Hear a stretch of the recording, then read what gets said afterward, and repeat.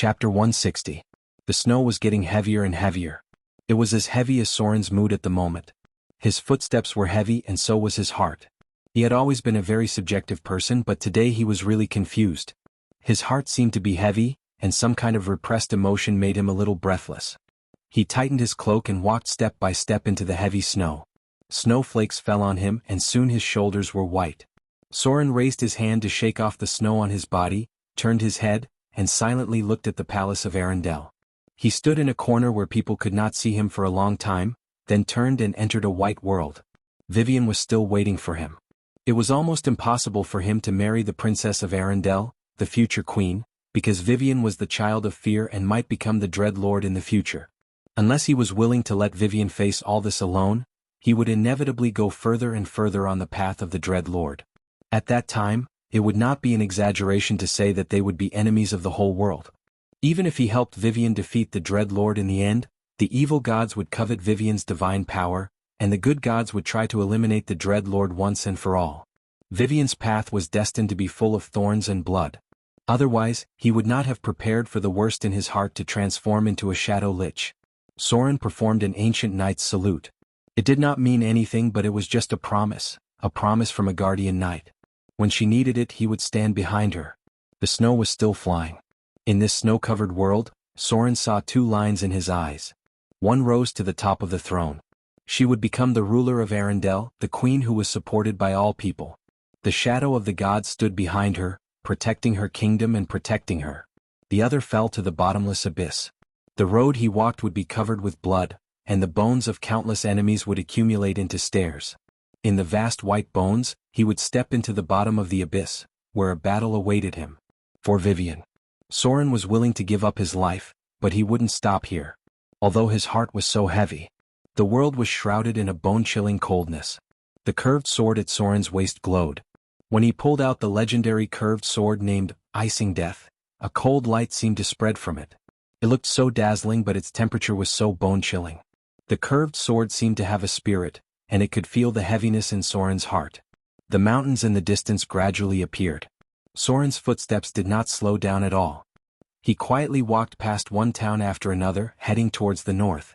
His appearance was completely different from before. He wore a black robe and held a wooden staff in his hand. Outside he wore a large gray cloak. No weapons could be seen, only a pair of exquisite black gloves on his hands. His face was a little thin and one could vaguely see the stubble of his beard. His pupils were deep and still, full of determination when he looked ahead. The way he dressed made him look like a traveling wizard, which allowed him to avoid most of the trouble. No one would dare to disturb a traveling wizard. Arendelle was getting farther and farther away. But the girl's gaze seemed to be behind him. Occasionally Soren's mind would come to her tearful face. It was really beautiful. The idea of marrying a woman as his wife came to his mind for the first time. It was difficult to describe the feeling in words, but it was really touching. He passed through a forest, walked across a frozen river, and climbed over towering snow mountains.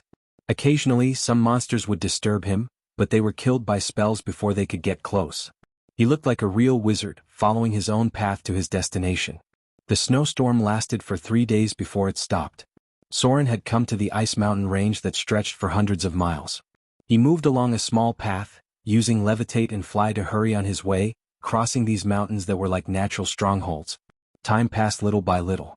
He didn't travel much every day because he encountered many powerful creatures, such as the ice Quetzalcoatlus near the mountains, the huge ice sculptures, the earth dragon that was as heavy as a mammoth, the earth spirit bear that was scattered all over the place, and many other powerful monsters that he was familiar with. They were distributed here in groups, dangerous and deadly. Soren even had to use invisibility to escape several times. The cruel environment made them gather together. Here, the earth spirit bear and the ice trolls could even form tribes.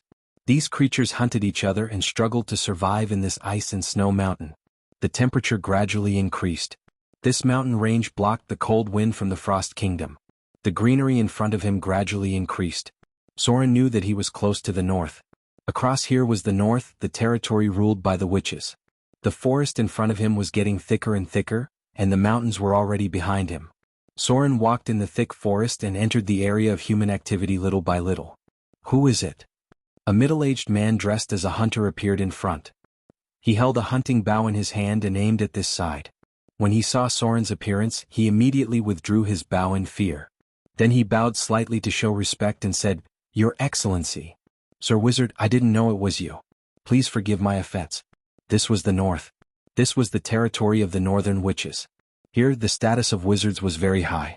Soren lowered his cloak slightly, looked at him faintly and asked, "Where is this?" "I just came here through the mountains." The middle-aged hunter looked at the ice and snow mountain in the distance, and the awe in his eyes became more obvious. He whispered, "This is the territory of River Valley City. From here you can reach River Valley City by walking 100 miles south." Soren nodded gently, walked past him and headed south. After he walked past, the middle-aged hunter breathed a sigh of relief as if he had collapsed. Then he hurriedly ran towards the village. It was not a good thing to encounter a wizard in the wild. Wizards were some people with strange tempers. They were very powerful and very dangerous. If you angered them, they could easily take your life. He was just an ordinary person, and naturally he was afraid of the mysterious wizards. Now he just wanted to stay away from them to avoid any trouble. A river appeared in front of Soren. It was rare that it was not frozen, which meant that the temperature in the north was not very low. There were boatmen ferrying people around the river. In this era, bridges were of a higher standard of alchemy and could only be seen near the city. It was very troublesome to take a detour, so the fishermen in the nearby villages would take the ferry business in their spare time to earn more rations for the children at home. Wherever Soren went, people looked at him with awe. A boatman nervously sent him to the fishing boat and then carefully rowed to the opposite side. Soren left a silver dural for the ferry and then set foot on the land on the other side of the river. In front of him, he could see reclaimed farmlands and many villages scattered in the distance. The land in the north was relatively flat and open, and it used to be very prosperous for a period of time. Because of the climate, the north only cultivated once a year. During the rest of the season, other crops were planted to support the family. However, the people here lived better than in the south because the north was relatively more sparsely populated. Many villagers would hunt during their leisure time. The law here allowed farmers to hunt, and they did not have to pay taxes like in the south. The corruption of the nobles in the south was very serious. They were almost doing everything possible to increase taxes, and the fishermen had to bear heavy taxes every year. Soren saw a city. The guards stood lazily at the gate, asking the civilians who wanted to enter the city and occasionally extorting some money. However, they did not dare to stop the carriages that were obviously of a higher status. They only squeezed 1 or 2 copper dirhams out of the poor farmers. When Soren walked past, they did not dare to stop him. These guards did not dare to provoke a wizard. Even if the captain gave them a look, the others did not dare to approach and ask. The city was not very prosperous. Because there was no trade to support the city, taxes alone were not enough to maintain the prosperity of the city. There were obvious signs of damage on the city walls, and many of the buildings were very old. Hundreds of years ago, there were a few mines here, but as the surface mines were exhausted, the city could no longer support the mining and maintenance of the deeper mines. The undeveloped roads made trade very expensive, and some of the ores could only be sold at a low price. The nearby cities had replaced River Valley City's trading position. Soren went to the Mercenary Union. Because it was close to the snowy mountains, the Mercenary Union's business was not bad. From time to time, adventurers would come to hunt special monsters according to certain requests. Wizards needed special materials for alchemy, magic devices, and scrolls. Many of the materials came from the corpses of powerful monsters, and some of them grew in special environments. Soren did not stay in the mercenary guild for too long. He walked around the area and entered an alley. Then, under the gazes of 3 to 5 people with ill intentions, he entered a shop that did not have a signboard. He needed some information. Thieves were almost everywhere in the world. They were the main composition of the low-level members of gangs. These thieves could become rogues, but most of them were still ordinary people. Soren did not stay in the shop for too long. After about a quarter of an hour he walked out. But when he walked out he seemed to feel something. His nose could not help but twitch slightly. He seemed to smell something familiar. It was a fragrance. It was a fragrance that he had carefully memorized. Only then would he have a clear impression of it. There seemed to be a woman in front of him. She was wearing a black hood and a long black dress. Her back looked quite graceful. She gradually walked out of the alley. Soren frowned slightly. He did not directly chase after her. He looked up at the sky.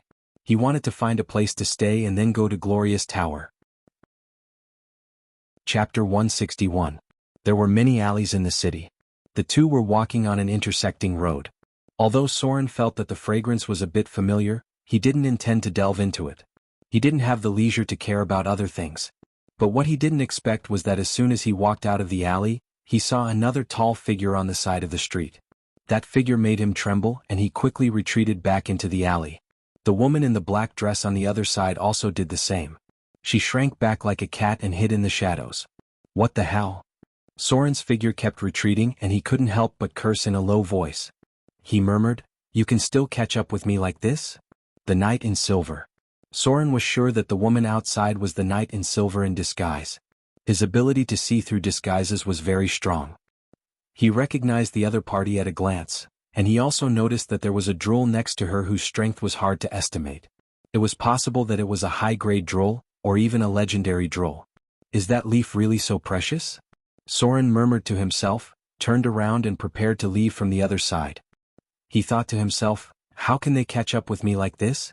Did they use a legendary prophecy? I've already eaten all of them. What else can they do? Take me back and dissect me? This was not a good place to stay. No matter what method the other party used to catch up with him, Soren felt that he shouldn't stay here. He quietly walked to the other side, and when he turned his head, he immediately saw the woman in the black dress sneaking in this direction. The two looked at each other and their expressions couldn't help but be stunned. Soren felt that the woman in front of him was somewhat familiar. Although the other party was wearing a veil and her face couldn't be seen, this feeling of familiarity was very strong. He had definitely seen the woman in front of him before and more than once.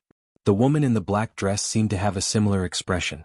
She carefully looked at Soren in the black robe in front of her, and her eyes seemed to be somewhat puzzled and familiar. Both of them were dressed in black, and they were retreating in the same direction. This scene was a little strange. So it's you? The woman in the black dress suddenly revealed a strange smile, and her eyes became seductive. She walked as lightly as a cat and gently took off the veil on her face, revealing a charming face. Her expression seemed to be seductive, and she said in a charming voice, "Come here. Come here. Come to Big Sister." Soren's expression turned blank for a moment before he subconsciously walked towards the man. The seductive woman's expression clearly showed a trace of pride. She stretched out her fair finger and was about to poke Soren's forehead. At the same time, a strange smile appeared on the corner of her mouth. She slowly said, "I'm really lucky to meet you. Looks like you're not weak either. You should be able to help me attract their attention." Berserk charm. Soren was getting closer and closer. When he was right in front of the beautiful woman, a cold glint flashed across his eyes, following which, a ray of sword light slashed towards the woman's head. The seductive woman's face showed a trace of shock. An invisible protective energy field appeared and directly knocked Soren away. However, at the same time, the sword light also destroyed the woman's protective energy field. When it hit the woman, it was blocked by another energy field. The long dress in front of the woman's chest was cut open by the curved sword, revealing her white and full breasts as well as wisps of frost. How is this possible? How long has it been since we last met? The man in front of me can actually break through my protective energy field? In the past, when she used the Circle 1 spell Charm Person, she almost controlled Soren. But now, not only did he resist the high-grade Berserk charm cast by the seductive woman, but he also broke through her mage armor. If it weren't for the other energy barriers that were triggered by the attack, she would have been cut open. Even so, there was still a 10-centimeter long gash on her clothes. Strands of ice appeared where the scimitar had cut her, causing her to shiver uncontrollably. Legendary equipment? Only a legendary grade weapon could have such a strong cold energy. How did he become so strong all of a sudden? Boom. Soren did not continue to attack after being shocked. Instead, he stepped on the barrel, making a muffled sound, and then his figure disappeared directly in front of the woman's eyes. Wizards often had a habit of storing memory spells, especially protective spells. The last time he fought with this woman, he was shocked away, and this time it was the same. The other party's sneaky look seemed to be being chased by people outside. Maybe this time it was not him who attracted the knight in silver, but the seductive woman in front of him. Soren remembered that Gloria mentioned that her mother seemed to have caused a lot of trouble in the past, causing the whole world of Droll to regard her as a thorn in their side. Evade sight. Soren's figure disappeared in the shadows, and then he quickly fled. The woman in the black dress was obviously a little afraid after the attack just now. The moment Soren disappeared, she activated a tool and then blessed herself with the spell, Eye of Truth. She was worried that Soren would continue to attack. Since the other party could break through her protective energy, he was qualified to threaten her life. Unfortunately, she still did not expect it. After casting see-through invisibility, the seductive woman did not see Soren's trace at all. On the contrary, because the movement here attracted the attention of others, the knight in silver and the middle-aged droll rushed in quickly. When she saw the two enemies rushing in, the seductive woman's silver teeth were almost broken. She looked at the direction where Soren disappeared with hatred, then raised her hand and broke something. Her figure suddenly disappeared and then appeared 3 kilometers away. Damn it! The seductive woman almost stomped her feet in anger and cursed, "That damn guy! You actually made me use up my last teleportation beacon just like that." In the distance, a silver figure was approaching quickly. The seductive woman looked at the knight in silver who had tracked her position again, and the eagle flying in the sky. The expression on her face was very ugly. In an instant, she blessed herself with several spells and then fled into the distance. "These guys are just haunting me." The seductive woman gritted her teeth and fled.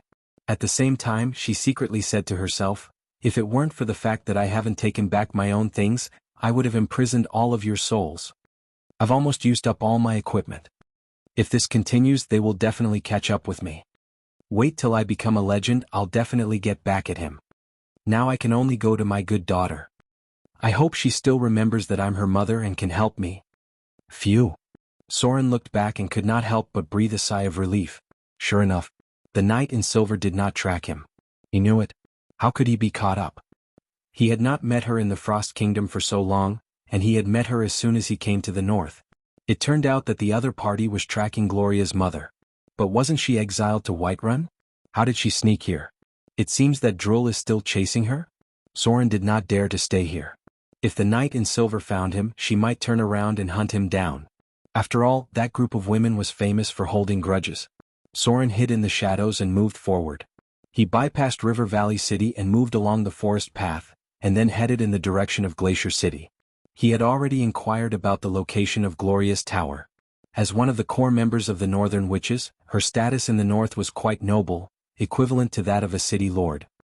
He would not be surprised to find her and Vivian there. As for Gloria's mother, who was obviously willful and reckless, Soren did not care about her life or death. This woman's mind was extremely vicious. At first, she planned to use Berserk Charm to control him and attract the attention of the enemy. If it were not for Soren's high will resistance, he would not have been able to escape so easily. Northern Tower. Gloria's tall figure stood in front of the balcony. She reached out and held the little Vivian with a gentle smile on her face. She opened her mouth and wanted to say something. Suddenly her face changed greatly. She raised her hand and a light emerged. In an instant, a water-like mirror appeared in front of her, and a hazy figure could be vaguely seen in it. Even with the spell of true sight, she still could not see through the other party's invisibility. Gloria's face suddenly became serious. She raised her hand to protect Vivian next to her and said, "Legendary assassin? Vivian, go to the laboratory now. Don't come out from there. A legendary assassin has invaded the wizard tower." Boom. Boom. The walls of the wizard tower shook slightly. As Gloria raised her hand and waved, a secret door appeared on the wall, and then a heavy steel golem walked out of it. At the same time, a magical aura emerged from the top of the wizard tower. In an instant, all the passages in the wizard tower were closed. Even the shadow plane was wrapped in magical energy. "How dare you break into my wizard tower?" Gloria's beautiful face showed a trace of murderous intent. She raised her staff and knocked on the ground. An invisible wave of energy gradually spread out. She looked at the water-like mirror and said, "Steel golems, listen to my command. Activate the energy laser beam. Activate the dimensional lock. Seal all the passages in the other dimension. Seal the portal. Awaken the phantom golem. Summon the phantom golem. Spirit realm locked on target. Necromancy field activated. Life energy scan. Activate the energy core device. Wizard Tower Level 1 alert." Chapter 162. Inside the wizard tower. An invisible figure was slowly moving forward. She didn't know how he sneaked into the wizard tower. It wasn't until he reached the second floor at the bottom of the tower that Gloria found him. The figure moved carefully along the corner. No one would underestimate the power of the wizard tower, not to mention the various traps in it. No one knew how many dangerous devices those crazy adepts had installed in the tower. This was something that even legendary adepts were worried about. Click. There was a slight noise, and the invisible figure pried open a door and then walked in carefully. The other party's basic skills were very high. He could hardly hear any sound when he walked, and complex magic locks could be easily opened. However, when he stepped into the door, suddenly there was a heavy muffled sound from the wall, and a solid stone door fell in an instant. Heavy footsteps sounded behind the passage, and the huge figure of the steel golem slowly approached. A mechanism opened on the right side of the passage, and then a deadly green light shot out from it. Disintegrate. The matter hit by the green light dissipated directly and was decomposed into the most basic material structure. The figure who sneaked into the wizard tower trembled and seemed to have suffered a lot of damage. Disintegrate could cause 240 points of spell damage at most. If the target couldn't pass the test of fortitude, it could disintegrate a living person on the spot. Even if the target passed the test of fortitude, disintegrate would still cause about 30 points of erosion damage, and part of the body could be disintegrated. At the top of the wizard tower, Gloria's expression was a little puzzled. She frowned slightly and said, "Can he sneak into my wizard tower? How could he not avoid disintegrate? Where are the legendary items on him?" It was impossible for a legendary lurker to not have legendary items on him. Moreover, no matter what profession the lurker was in, he would master some special shadow skills. These skills could resist spell damage, so there was no need to directly resist disintegrate. Because unless one had absolute confidence in their physique, they could be disintegrated on the spot. Disintegrate was a fatal spell determined by spell energy. "No." Gloria frowned and said in a deep voice, "Activate the energy laser beam." A magic gem device was activated, and a red energy laser beam appeared. The path it passed through was directly cut open. It streaked across the passage at an astonishing speed and instantly hit the lurker. The other party's body was cut in half in an instant, but no blood flowed out. The body that was cut in half at the waist appeared. It was a figure wearing a black cloak and covered his face. There was a special emblem on his chest. It was a pale palm that stretched out from the ground, surrounded by a graveyard of white bones. Not good. Gloria's expression changed drastically, and she instantly activated some kind of device. Her body was wrapped in a protective energy and she muttered, "Hand of Despair." What kind of spell-like ability was that? Shadow Incarnation? True Mirror Image? Or Simulacrum? A cold light appeared behind her. A strange figure suddenly rushed in from a height of hundreds of meters outside the wizard tower. For a moment, the figure was distorted, and then it passed through the energy shield of the wizard tower and directly broke the window into the room. The enemy's main body had been hovering several hundred meters above the adept's tower all this time. Once he found her position, he used a special interplanar teleportation technique to break through the defensive energy barrier. He then broke through the window and entered the tower. A dark dagger appeared, and there was a faint wail of the dead. Spell trigger.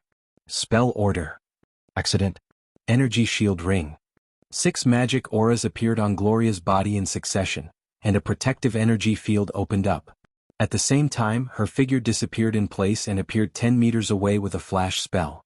The dark shadow chasing behind her also disappeared in an instant, and some kind of special field power covered the room.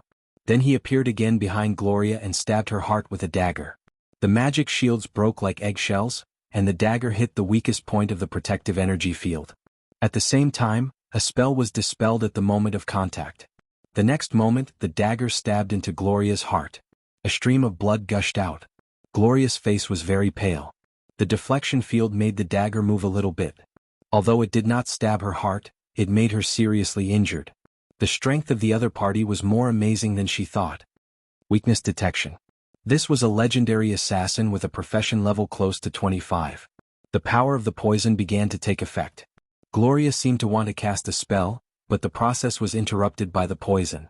A trace of blood flowed from the corner of her mouth, and there was already a trace of black in the blood. Crossplane jump, shadow realm, shadow shuttle, shadow strike, deadly poison, weakness detection, true mirror image. In an instant, Gloria's heart was full of despair because the other party was the legendary Hand of Despair, a top assassin who entered the legendary realm hundreds of years ago. He even succeeded in assassinating legendary wizards. Although Gloria was a high level which she didn't know any 9th circle spells. She couldn't cast the Chain of Accident spell on herself, and she didn't have time to cast any other high-grade spells. Her opponent didn't give her any time to cast any spells. The black dagger flashed and stabbed towards her throat. From the beginning until now, the other party did not intend to sneak into the wizard tower. The mirror image was just to alarm her and then find out where Gloria was in the wizard tower. This was a very experienced legendary assassin. Death came. Gloria's pupils were full of despair. As a core member of the Northern Witch Council, she had never been so embarrassed and powerless. A legendary assassin with a profession level of 25, this had not appeared for nearly 100 years, right? Why would he assassinate her? Vivian? Where is she now? The wizard tower could not stop such an existence at all. Unless she had also advanced into the realm of legendary wizards, she would not be able to fight against this kind of existence without spells that could stop time or spells that were at the level of level 9 or above. The current Eye of the North, the head of the Witch Council, was only a level 24 Northern Witch. Her profession level might not be as high as the legendary assassin in front of her. This was a profession qualified to step into the realm of the gods. The moment of death was so long. Just as Gloria was prepared for the moment of death, the pitch-black dagger suddenly stopped in front of her. A hint of horror appeared in the eyes of the masked assassin before him. Then he instantly transformed into a shadow and disappeared from where he stood. At the same time, he teleported to a position 15 meters away. Gloria suddenly collapsed. She instantly activated an item to temporarily suppress the poison in her body and looked at the position outside the door. Vivian's figure appeared here. She was wearing a white princess dress and looked so cute. Her small body was floating in the air, but her pupils had turned blood red. Behind her, there was a pair of demon wings. Her expression was so strange. She seemed to be smiling, but there was a trace of evil charm at the corner of her mouth. It was an expression full of ridicule and playfulness. It was completely different from the Vivian in her memory. Tisk. Vivian stepped into the room gently, glanced at the seriously injured Gloria next to her, and then turned her eyes to the hand of despair in front of her. She said playfully, "Finally willing to let me out? If you don't let me out, your sister Gloria will die. But it doesn't matter if she dies. We can reshape her soul into a body. Do you think it's better to become a banshee? Or was it better to become a succubus?" Gloria's face was ugly and she murmured, "Vivian, what's wrong with you?" The little girl slowly turned around, raised her white little hand and lifted her long hair. There was a strange tattoo under her earlobe. She looked at Gloria playfully and mocked, "I'm not Vivian. My name is Lillian, the Witch of Fear, Lillian. I've been watching that useless fellow silently for 8 years. Even after absorbing such a huge amount of divine power, she's still so useless. But I have to thank you. If you weren't in danger, she might not have been willing to let me out. I'm finally free." Vivian's tiny body hovered in midair, and she took a deep breath as if she were enjoying the feeling of freedom.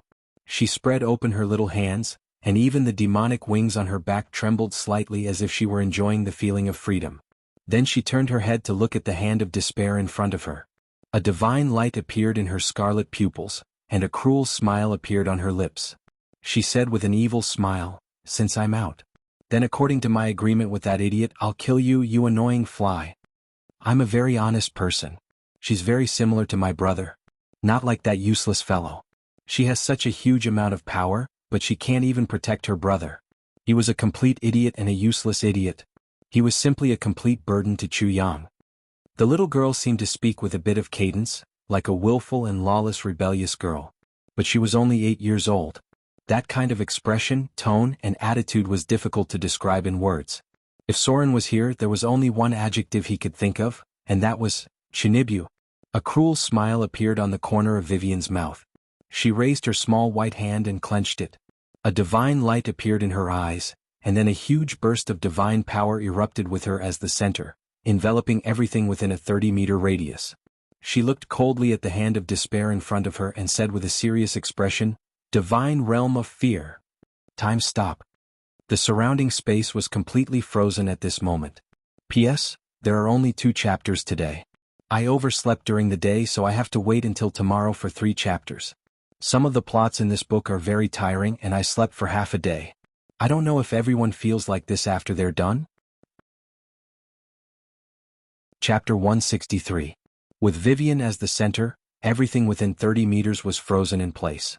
But nothing had changed outside the wizard tower. The cold wind was still howling and everything was normal. Gloria sat motionless.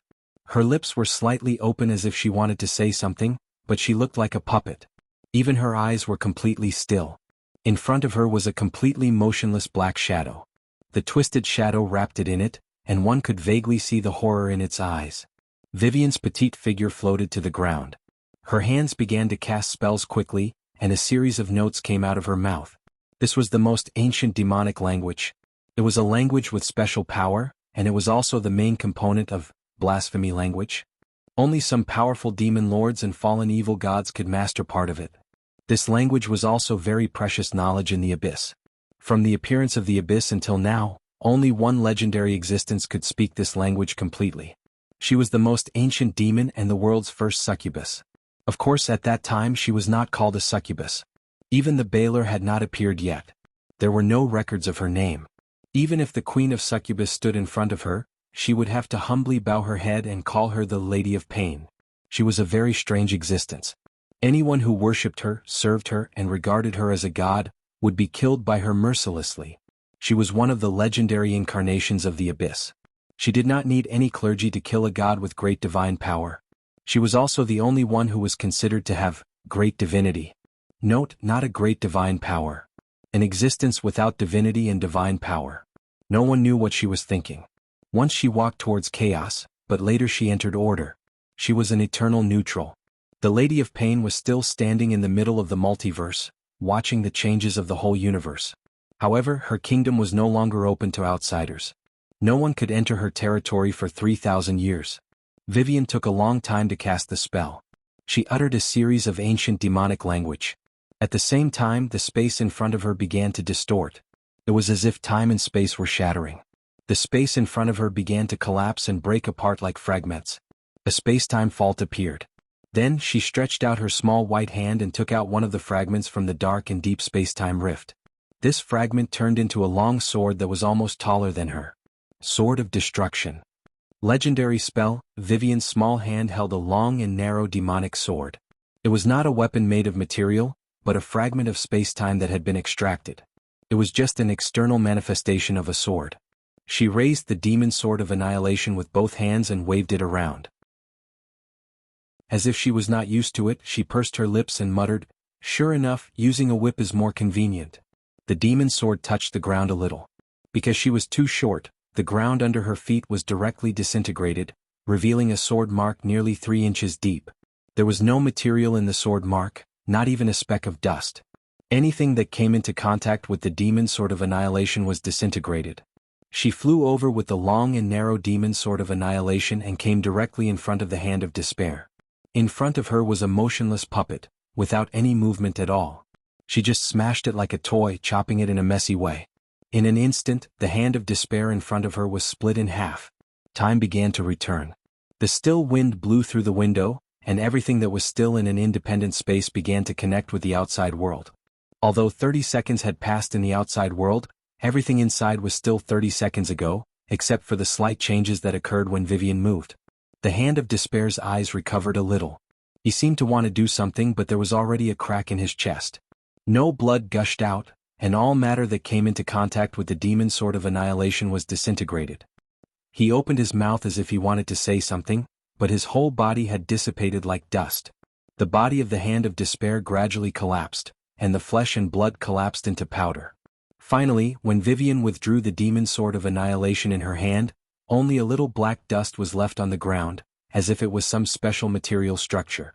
The demon sword of annihilation could not disintegrate all matter. Any matter that came into contact with it would have to undergo a very high test of immunity, legendary difficulty.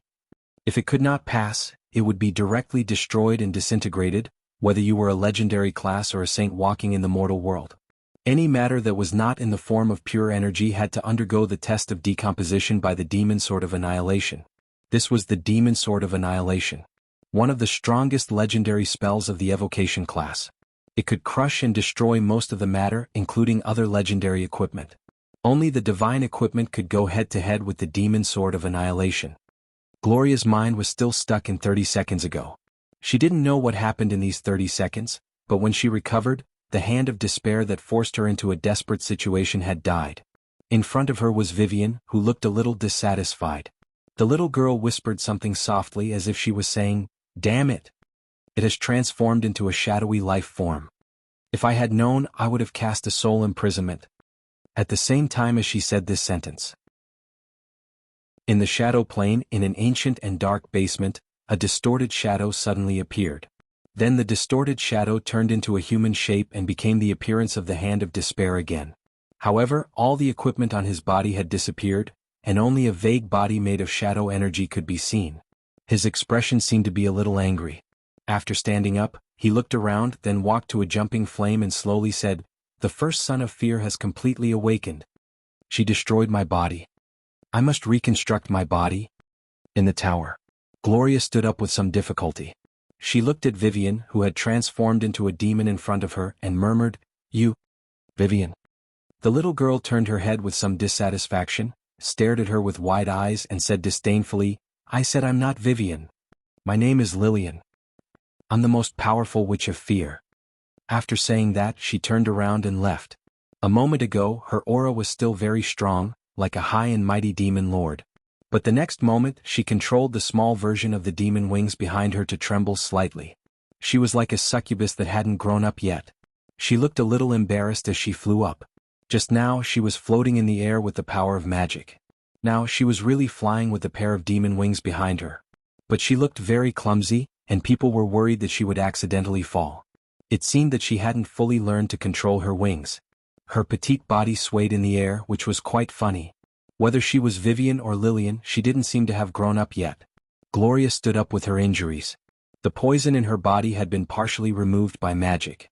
She looked at Vivian, who had flown out of the wizard tower, and said weakly, Where are you going?" "Nonsense." The little girl, who was swaying in the sky, turned her head, glanced at her and said, "Of course I'm going to kill those sons of fear. If I don't kill them, am I going to wait for those guys to get stronger and stronger to kill me? I'm not that stupid and idiotic. When I kill them all, I'll be the Lord of Fear. Right? If my brother comes to me, you tell him that I'll come back after killing those bastards. I'll also prepare a big gift for him." The little girl looked high-spirited, as if the other sons of fear had all been wiped out by her with a wave of her hand. Unfortunately, no matter how high-spirited she was and how arrogant she was, she still flew out like a fluttering baby bird. After flying for a long time, she only flew a dozen meters away. The demon wings behind her were too small, as if they hadn't grown yet. They weren't as domineering as the other greater demons when they opened up. Perhaps she felt that she would have to fly until the end of time, the little girl muttered in dissatisfaction. Then she raised her small hand and opened a portal. Then she stepped into the portal and disappeared directly in front of Gloria's eyes. Hundreds of kilometers away from the wizard tower, a dark portal suddenly appeared in the sky, and then Vivian's petite figure walked out of it. She fluttered her demon wings in a funny way. After flying for a short distance, she pouted her little face angrily and landed on the ground. At the same time, she said in dissatisfaction, "What a fool and idiot. Growing up so slow. Useless." The little girl landed unsteadily. As she got closer and closer to the ground, she couldn't help but frown. At the same time, she touched herself with her little hand and murmured, "Why do I feel that my strength is getting less and less? That's not right. My strength is still there. It's over. All my strength has gone to that fool and idiot. How could this be? How could I lose to that fool and idiot? Didn't she have no divinity at all? No. I don't want to go back. It's dark inside. Fool. Idiot. Bastard. Let me out. I'll be back." Plop. Vivian, who had just landed about a dozen meters above the ground, suddenly fell rapidly. The demon wings behind her gradually dissipated, and the demonic tattoo under her earlobe disappeared. Her little body fell directly into a lake, and there were ripples when the water splashed. Chapter 164. Inside the gloomy woods. Soren moved forward quickly while keeping a vigilant eye on his surroundings. Although he had lured away the knight in silver and the high-grade droll, he encountered a very dangerous creature last night. It was a snow-white spotted leopard with smooth lines, almost bigger than an adult Siberian tiger. A conservative estimate of its weight was close to half a ton. This was a very rare frost-blade leopard. It was not a primitive beast, but a special kind of magical beast, a species produced by some taboo experiments. This kind of creature was mainly active in the outer plane, and it was said to be the experimental product of the Arcane Empire. Its creature level was 16. Soren did not fight with this dangerous creature. Although both sides had noticed each other, they only looked at each other from a distance of hundreds of meters. This beast was not low in intelligence. After the two sides put a certain distance between each other, It directly escaped into the dense woods. Magical beasts had the intelligence of about a 9 to 14-year-old child. They appeared on a large scale during the Arcane Empire. At that time, even rabbits could spit out ice cones from their mouths. Mainly because of the leakage of magic energy and various energy radiation, many animals had undergone large-scale mutations, which seriously threatened other intelligent creatures. Note: the total number of sorcerers doubled during that period. What followed was a massacre. Even the droll was forced to participate in the war to eliminate these magical beasts because they were not natural creatures. Mutated beasts could destroy the balance of nature. A wolf pack could be extinct because of a mutated rabbit. The biological chain of nature was under attack and could collapse at any time. The sequelae of energy radiation were not only these, but also some more dangerous creatures. These creatures were called evil creatures. They continued to cause destruction for tens of millions of years. Until now, they still existed in some parts of the world. These creatures mutated because of energy radiation. Even the gods could not do anything about them. They could only work together to seal them. There were some in the deepest part of the desert, and Soren had seen one of them. Soren walked along the road. He didn't calculate how far he had walked, but suddenly he seemed to feel something and couldn't help but stop. Soren's heartbeat began to accelerate. It was an inexplicable increase in heartbeat. Due to the blood coursing through his veins, his muscles began to swell, and veins began to appear on the surface of his skin. At the same time, his pupils turned slightly red due to the congested blood. This strange feeling was completely out of his control. Soren had no idea what was happening to his body, but somehow he could feel that Vivian had something to do with it. This process lasted for quite some time. Soren's temples were throbbing, and his brain was hurting from the pressure. He couldn't help but quicken his breathing as he ran towards the nearby river. Soren felt extremely hot. His skin was slightly red and his mouth was dry. It was as if he hadn't drunk a drop of water for 3 days and 3 nights. He wanted to drink a whole bucket of water in one go. His skin was getting redder and redder, and his muscles were swelling painfully. Ah! Soren couldn't help but let out a scream. He staggered and fell to the ground. The pain was getting worse, but he gritted his teeth and forced himself to crawl forward. Little by little he reached the river and fell into it. Sizzle. A stream of water vapor rose from the river. Soren's skin was like a piece of red-hot iron, and a part of the water had evaporated. The rising water vapor was getting thicker and thicker. Soren's pain gradually subsided, and he gradually regained consciousness. When he looked down at his palm, he realized that there was a strange tattoo on his body. The tattoo slowly spread along his arm, from his arm to his collarbone, and then along his neck until it reached his earlobe. Soren slowly stood up. In the reflection of the river he still looked the same. However, his pupils had turned scarlet, and there were many strange tattoos on his body. They looked like the tattoos that some wizards would carve on their bodies, but they were more like the tattoos of high-grade demons in the abyss. The first batch of high-grade demons had similar tattoos on their bodies, which allowed them to resist all kinds of damage. Soren still looked the same as before, but the biggest changes were the tattoos on his skin and his pupils that had turned scarlet. His heart was beating faster than before. Soren's basic heart rate had increased by 50%. The changes to his appearance weren't very obvious, and he was a little stunned by the sudden change. His body temperature had increased by a lot. The first thing Soren felt was the change in his body temperature. The body temperature of an ordinary human was about 36 degrees, but now his body temperature was at least 50 to 60 degrees. His skin was a little red and his thin body was much stronger than before. His whole body was full of swollen muscles. The small muscles that were not very eye-catching were also exposed outside, and the clothes on his body were stretched out a lot. The change didn't last long. When Soren was about to check why he suddenly changed, his accelerated heartbeat gradually slowed down and returned to its original level. Then, the bulging muscles on his body due to the rush of blood also gradually returned to normal. His scarlet pupils returned to their original state, and the tattoos on his arms also disappeared little by little. If it wasn't for the little bit of water vapor around him, he would have thought that everything just now was an illusion, and that he was under some kind of illusion spell. What's going on? Soren opened his palm and looked at himself. There was nothing wrong with his body. His pupils returned to normal, and the tattoos had completely disappeared. None of the changes had left a trace. A row of data suddenly appeared. An unknown mutation has occurred. Divine energy activated. Temporarily transformed into slaughterer form. Slaughterer form activated. Mutation disappeared. Restored to original state. Slaughterer form cancelled. Vivian? Soren's expression changed slightly. He almost immediately walked out of the river and ran forward. Although he didn't know what caused such a change, Soren was sure that it definitely had something to do with Vivian. The divine power of the Son of Fear had been absorbed by Soren, but the divine power had been transferred to Vivian. There should still be a connection between the two. Even if Soren didn't have the divine power of fear, the essence of the divinity of fear was still in his body. What he absorbed wasn't the original and pure divinity. With his current power, he couldn't purify the absorbed divinity. The divinity must contain the power of fear. The change in Soren's body might be because Vivian used the divine power of fear. If Vivian mobilized the divine power of fear, it was indeed possible to actively awaken the divinity of fear in him. The power of divinity could change the bloodline, and in the end, it could even transform into a half-energy saint form. Soren didn't have the slightest clue about this special change, so everything could only be known after he found Vivian. He couldn't help but speed up and rush towards the location of Gloria's wizard tower.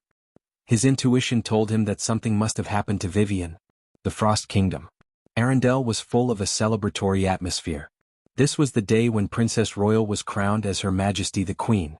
The royal court prepared a large number of celebration ceremonies and even invited circuses from the southern seaside. The people of Arendelle were enjoying the joy of the celebration. People could be seen drinking and laughing everywhere. The celebratory fireworks had begun to be lit, and from time to time, bards would perform wonderful tricks, attracting waves of amazement. The Phantom Circus in the center had the most audience. The Goblin Clown gave rise to waves of praises, and the Beast Tamer directed the beasts to perform, creating dozens of new tricks. The celebration, which had been postponed for some reason, was finally held again. Princess Royal stood at the top of Arendelle's castle, looking down at the city in front of her, like a queen watching everything. Sister. Soft footsteps sounded behind her, and Princess Anna's slightly thin face appeared behind her. She looked much more haggard than before, and was not as naive and lively as before. She looked more peaceful and indifferent, like a little white flower in the breeze. People would always grow up. The girl would also become more mature day by day. Her temperament had begun to change slightly, and she was faintly similar to the Princess Royal in front of her. Since the day she scared the whole palace, Princess Anna had locked herself in her room for 3 days and 3 nights. When she came out, she became much quieter than before and began to try to help Princess Royal deal with the kingdom's affairs. She was also kind and gentle to the officials and guards. Occasionally, she would sit in front of the balcony in the afternoon and meditate, playing with some gadgets in her hands. Anna? Princess Royal's eyes showed a trace of affection. She opened her arms and hugged Princess Anna in front of her. She said slowly, "Are you okay?" Princess Anna nodded gently, then said, "I want to start learning magic. As the Princess of Arendelle, I can't always rely on others to protect me.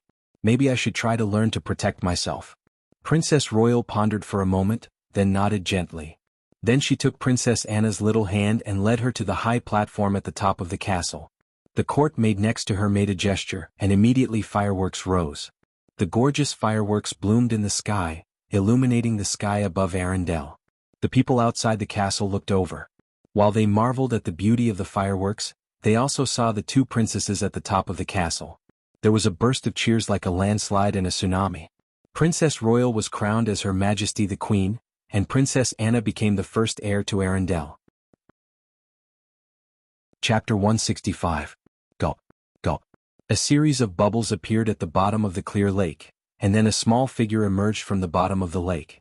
First it was a wet little head, then the wet princess dress stuck to the body. Vivian appeared as if she was drunk, and then walked on the water with swaying steps. She seemed to be a little dizzy, and after walking a few steps she suddenly raised her little hand in surprise and covered her mouth. Oh! The little girl opened her eyes wide in surprise and looked at her feet. There were slight ripples on the water, and she walked on it as if it was flat ground. She didn't use any magic at all and just walked on the calm lake. As if she felt uncomfortable with her wet body, she raised her white little hand and snapped her fingers, and then her whole body quickly became clean. The little girl curiously walked a few steps on the water, and then directly ran. Her petite body lightly jumped on the water like a fairy from the lake. Amazing. When did I become so amazing? The little girl tilted her head and thought for a while, and then a series of memories appeared in her mind. Maybe it was because she was suddenly distracted. Plop. She stepped on air and fell into the lake again. Pay pay pay. Her wet little head emerged again, and the little girl opened her mouth and spat out a mouthful of lake water. Then she climbed out of the water like climbing a wall and stood on the calm lake again. This time she didn't dare to run around. After cleaning her wet clothes, the little girl walked towards the lake. She looked a little cautious, as if she was afraid that she would fall in again. She didn't know how to swim. After stepping onto flat ground, Vivian patted her chest with her little hand and seemed to heave a sigh of relief. We're safe now. But where am I now? The little girl tiptoed to look around, but she was short and her body was small, so she couldn't see too far. Helplessly, she could only trot to the hillside in front of her. Then she tried her best to jump up and look around. It was very interesting. Even though she tried her best to jump up, the height she could jump was still very average. However, she was still able to clearly see the surrounding environment. In front of her was a vast wilderness. Beside it was a very large lake. On the left was a dense forest and on the right was a very tall mountain. There were no signs of human activity in front of her. She should be near the wilderness. This is bad. The little girl immediately put on a long face and muttered, "That idiot Lillian." She actually called me an idiot? She's the idiot. Why did he run so far away for no reason? Great. I'm getting lost. Perhaps he was not used to this kind of tone. The little girl hurriedly rubbed her cute little face and muttered, "Oh no. He was influenced by that guy." Even the way she spoke sounded a little like her. We can't let her out next time. Vivian muttered to herself. Then she took out a lot of small things from her delicately embroidered multi-dimensional bag. First, she tied her hair up with a pink hair band, turning it into a beautiful ponytail. Then she took out a pair of deerskin boots and replaced the slightly high-heeled boots on her feet. Then she tied up her snow-white socks and pure white pants with cloth strips. She looked a little like Soren preparing for a long journey. Sister Gloria said that I can't wear small things in the wilderness. Those things look good but they're very troublesome. The little girl seemed to be talking to herself. She shrank her head and looked around. Then she bent over and crawled into a bush. After a while, the princess dress she was wearing was gone, replaced by simpler clothes. If it weren't for her beautiful face and silky long hair, she would look like a tomboy. Of course, she looked like she was only 8 years old. I wonder how Sister Gloria is doing? I hope she's fine. By the time the little girl was done, quite some time had passed. She looked around blankly and murmured, "Which way should I go?" The little girl didn't have the slightest clue. In the end, she took out a kindler and tossed it around. Then she headed southwest. Behind her was a large forest.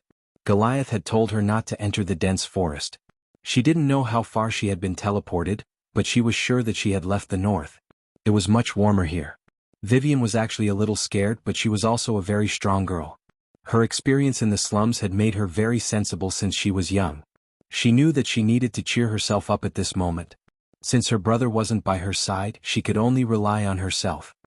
Let's find a place with people first. Vivian's small body moved forward in the grass. She wasn't slow because she had cast a spell on herself. She looked up at the sky and muttered, "There are a lot of monsters in the wilderness. I'm so small I'm easy to bully. Those monsters will definitely want to eat me. Now, I can only find a city and see if I can catch a caravan to find my brother and sister." Sister Gloria said there are a lot of bad people out there. Goddess of wealth. Bless me and let me meet some good people. I'll work hard and make a lot of money in the future. The little girl didn't know much about faith, but she thought that since the goddess of wealth was in charge of wealth, it would be good for her if she made a lot of money. That way she would be rich and the goddess of wealth would be happy. In fact, from the beginning the little girl was taught by Gloria that witches had to learn how to make money. A witch without money was not a powerful witch. A witch with money was a powerful witch. So, for the first time the little girl had the idea of believing in a god. After thinking carefully for a long time, Vivian finally chose to believe in the goddess of wealth and became a pan-believer of the goddess of wealth. That was to say, she basically wouldn't pray seriously and would occasionally make a last-minute effort. This situation was very common. After all, devout believers had to pray every day and talk about gods from time to time. Most people in the world were pan-believers. By the time they left, the sky was already dark. Vivian felt that she was much stronger than before. She didn't feel tired at all after walking so much. She was just a little nervous when she didn't see anyone around. After all, she wasn't very brave. Many people at her age were actually more timid. They were afraid of the dark, being alone, and being in an empty house. Only when adults were around would they feel more at ease. Whoa. There seemed to be the howling of wolves in the distance, which made her quicken her pace. All of a sudden, the little girl seemed to have seen something and hurriedly ran towards the woods. She noticed that the rising smoke was near the wilderness road. It might be other adventurers. Wilderness creatures rarely lit bonfires, and they basically wouldn't do it by the road. Gloria had always taught her a lot of useful knowledge. Who is it? An alert voice sounded in front of her, and then she saw a figure flying out. Vivian, who was moving forward, suddenly stopped because she saw the person in front of her. The strange scene of the other party made her feel a little scared. It was a man, and there were 2 men and 3 women next to him. The men's faces were a little strange, and the women's faces were quite coquettish. They looked no different from ordinary adventurers, except for a little charm on their faces. But what Vivian saw was different. She saw that each of them had 2 faces. The first face was the appearance of a human, which was what other people saw with the naked eye. The second face was a vague shadow. These people's faces had more silver scales, and their pupils had become strange light yellow vertical pupils. There were sharp fangs at the corners of their mouths, and their bodies were all covered with tiny scales. This was a Naga. A race that had been hiding in the dark among the human race, a kind of evil and dangerous creature. They had the natural ability to change, and they could disguise themselves as humans in front of ordinary people. Most of them were mixed-blood Nagas, but occasionally they would encounter very powerful pure-blood Nagas. Vivian had seen this kind of creature in books. They were a very cold-blooded and ruthless species. One of the mixed-blood Nagas showed a surprised expression. It seemed that it was hard to imagine why he would see a lonely little girl in the wilderness. She didn't look as if she was 10 years old. But the vigilance of an adventurer made him dare not relax. He made a gesture behind him and then slowly walked towards Vivian. The little girl didn't think much and immediately turned around to run. A seductive woman who seemed to be the leader frowned, and then coldly said to the others around her, "Catch her." Several figures flew out. The little girl's arms and legs were short, and she ran very slowly. In the blink of an eye, she was about to be caught up. When the other party was about to catch her, Vivian suddenly screamed, raised her small white hand and pointed forward. A faint magic aura appeared, and then 5 arcane missiles shot out. The nearest male Naga trembled all over. When he lowered his head, there was a huge bloody hole in his chest. Plop, clang. One of the mixed-blood Nagas fell to the ground, and the other Nagas immediately pulled out their weapons. Vivian seemed to be a little frightened. Almost subconsciously, she pointed her finger, and then a wave of arcane missiles raged out. The other 4 Nagas that rushed in front of her became riddled with holes, and one by one they fell down bloody. The female Naga who gave the order at the beginning was dumbfounded. When she saw Vivian's gaze turn to her, her face was full of fear. Suddenly she knelt on the ground with a plop, buried her head deep in the ground and trembled all over. "Don't kill me. I'm willing to serve you as my master." What a powerful master. Your humble servant is willing to be loyal to you forever. I beg you to spare my lowly life.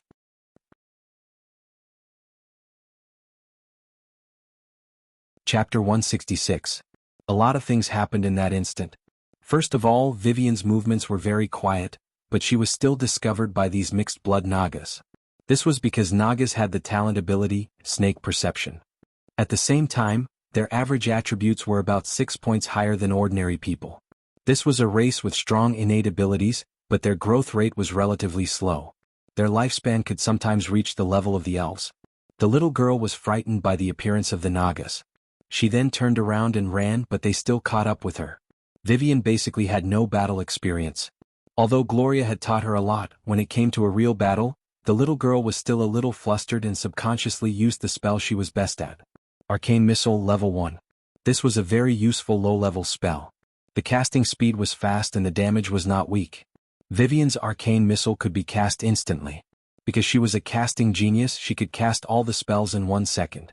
However, unlike the last time, Vivian cast 5 arcane missiles at the same time. This level 1 spell could add 1 arcane missile every 2 casting levels. The maximum number of arcane missiles that could be added at profession level 9 were 5 arcane missiles. In other words, Vivian's profession level had suddenly increased to profession level 9 for some reason. One spell could cast 5 arcane missiles at once. So how many arcane missiles did Vivian remember? She was a wizard and a sorcerer, so the spell slots of the 2 classes were calculated separately. Even if she didn't take into account the attribute bonuses as a level 9 wizard and a level 9 sorcerer, she could cast at least 12 level 1 spells. Wizards could not cast spells without remembering the spell slots in advance, but warlocks could increase the number of times they could cast spells as long as their profession level increased. This was because warlocks could cast spells according to the number of times they could cast spells. As long as they mastered the spells, they could cast them at will, but the total number of times they could cast them was the same. The little girl was obviously frightened. So, she subconsciously threw out all her arcane missiles. Every instant cast was 5 arcane missiles, and as a result, more than 60 arcane missiles were shot out in an instant. What kind of concept was that? Even if Soren was standing in front of her, he would be instantly killed by the barrage of arcane missiles. And that didn't even take into account the penetration bonus brought by the spell energy. A high-grade wizard's arcane missile could penetrate a thin metal plate, and Vivian's arcane missile was almost the same. It directly shattered the armor of the mixed-blood Naga in front of him.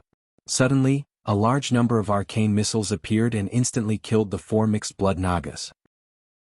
Even their race's minor magic resistance was completely useless. Before they could dodge, they were shot to death at close range. Their corpses fell to the ground, already riddled with holes. A second or so. Vivian had killed 5 mixed-breed Nagas, and all of them were around level 5. The only remaining female Naga was scared out of her wits. When she saw her companion's body, which was riddled with holes, she looked at Vivian with fear in her eyes. Although the little girl in front of her looked so beautiful and completely harmless in her eyes, she seemed to be an existence that caused people to be incomparably fearful. It was a kind of fear that came from the soul. Fear had almost shrouded her heart, making her completely lose the thought of resisting. Aura of fear, divine realm. All creatures within 100 feet of the user must be forced to undergo a test of will. Otherwise, they will fall into fear and be unable to extricate themselves. As long as any creature has a trace of fear within the range of the spiritual aura of fear, then it will have to go through another test of will with difficulty +1. If it fails to pass the test of will, the target will be affected by a spell similar to fear. This was Vivian's divine realm. Compared to it, Soren's gaze of fear could only be used to scare civilians. The little girl seemed to be a little scared. She didn't expect to be able to kill so many enemies at once. In fact, it was completely a subconscious reaction because she had never experienced a real battle. However, the bloody scene in front of her didn't make her panic. Vivian used to live in the most chaotic slums, where gang fights in the streets would result in missing limbs. Her experience since young made her more accustomed to such scenes. However, what made her feel a little helpless was the trembling woman kneeling on the ground. She didn't even understand what was going on, and the woman in front of her had already started to call her master. However, she wasn't completely helpless. She tried to keep a straight face and imitated the tone of the Witch of Fear, Lillian, and said condescendingly, "Raise your head. Are you really willing to serve me forever? Dedicate your life and soul to me?" Yes. The female Naga in front of her was scared out of her wits. She almost nodded her head repeatedly. Vivian tried to keep a straight face and said with a slightly childish voice, "Good. From today onwards you are my servant. When you prove your loyalty, I will give you the reward you deserve." Time seemed to stop for a moment. When Vivian said this sentence, an invisible light of magic appeared. Then, the fear on the female Naga's face began to dissipate gradually. Her expression was dull, and her eyes were blank like a woman who had been played with. Then, she gradually regained her consciousness. She humbly knelt on the ground, leaned over, and kissed Vivian's shoes. She murmured, "Master, your servant will be loyal to you forever." This scene was so inconceivable. It seemed like some evil god believers held a depravity ritual, and then a blasphemous priest used blasphemous words to give all believers a spiritual hint. Vivian swayed slightly as if she felt a little tired. Vaguely, she also seemed to hear a disgusting voice as if the idiot who called herself Lillian was gloating. "Ah. So you will become weak when you consume too much power. You idiot and idiot. Hurry up and let me out." Vivian shook her little head as if she wanted to go away. The annoying voice muttered, "You are the idiot. Why are you so crazy? I won't let you out." She didn't know why. After knowing the existence of Lillian, who called herself the Witch of Fear, Vivian did not reject her as much as she thought, because she knew everything about her. It seemed that since she began to remember, she had been there for everything she had experienced. It felt like another her or a twin sister that did not exist at all. Vivian was actually a very kind little girl. As long as it was not related to her brother, her nature was very kind and friendly. But if things became related to her brother, then no matter who was right or wrong, she would definitely stand on her brother's side. Kindness and justice were not important to her. The world in her eyes was supported by her brother, so her brother was more important than anything else. She didn't like Lillian very much, but she didn't hate her either. Perhaps she also thought that hating Lillian was like hating herself, because their memories were similar. It was just that Lillian seemed to be born with the ability to control the power of the Son of Fear. She was Vivian who represented the mortals. She was the real Lillian who represented the Son of Fear. If Soren did not appear, or if the original Soren was completely dead, with the little girl's deep feelings for Soren, it was very likely that she would completely give up herself after the fear came and die with Soren. That was because her brother was everything to her young heart. He was also her only family in this world. He used his blood and sweat to support her everything. Soren's death was very likely to make her give up hope of living.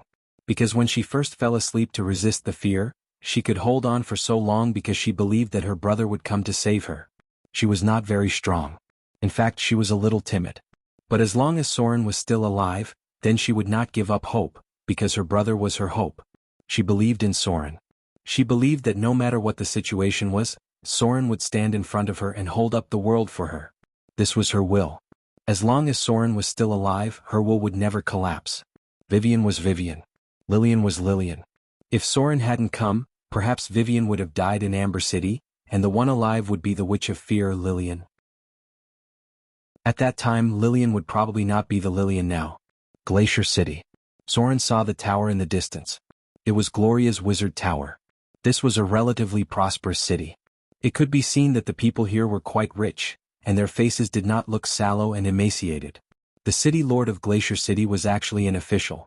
It was not a title inherited from generation to generation, but a manager elected by the city council every 10 years. The real ruler here was the Northern Witch, Gloria, in the wizard tower. The city lord was just her spokesperson. This was because the witches did not have the energy to manage too many trivial matters. This city was actually not big, but there were many shops and trade caravans coming and going. Soren did not stay in the city for too long. After eating a little, he headed in the direction of the wizard tower. It was a special territory. Usually, no one would go there because it was taboo to disturb the northern witches.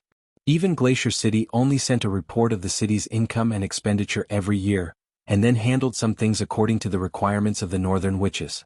Soren approached the wizard tower. However, just as he was about to enter, a disheveled figure suddenly appeared nearby. It was a coquettish woman who looked very familiar. When she noticed Soren's presence, she immediately gnashed her teeth because she was Gloria's mother. This was really a small world. Chapter 167. Inside the wizard tower. The coquettish woman glared at Soren all the way, but Soren's expression was very calm as he walked all the way up the wizard tower. Since Gloria already knew that they were coming, she naturally wouldn't let her mother do anything to him. Moreover, with Soren's current strength, even if he couldn't beat the coquettish woman in front of him, it wouldn't be difficult for him to escape. It could be seen that the relationship between Gloria and her mother was relatively stiff. Perhaps because of the uniqueness of the northern witches, they probably didn't have much interaction with each other. This was a very normal thing.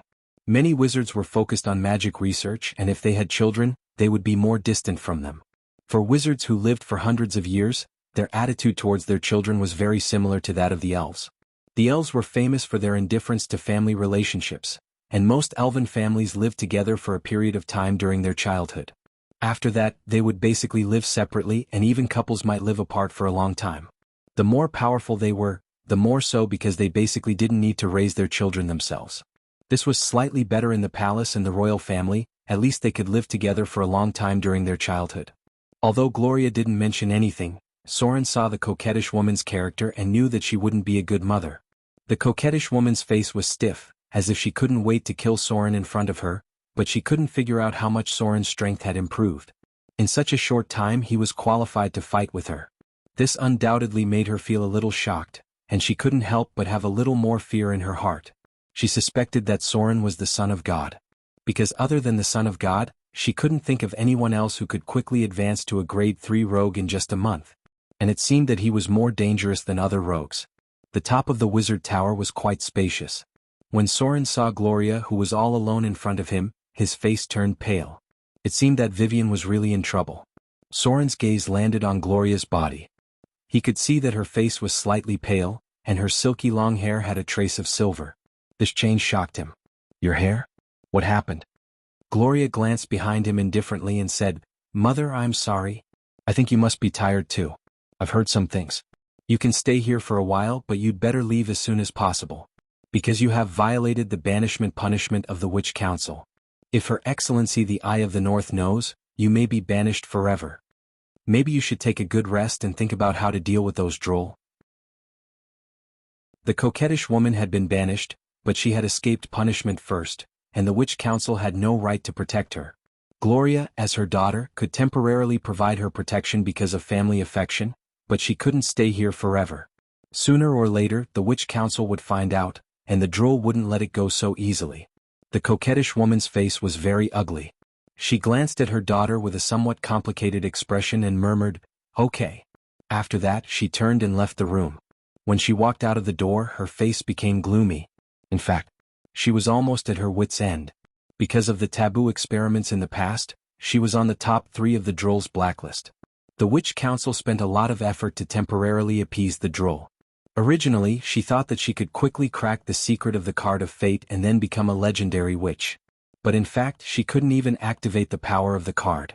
Her wizard tower and laboratory had been taken back by the Witch Council, and some important magic devices were also sealed.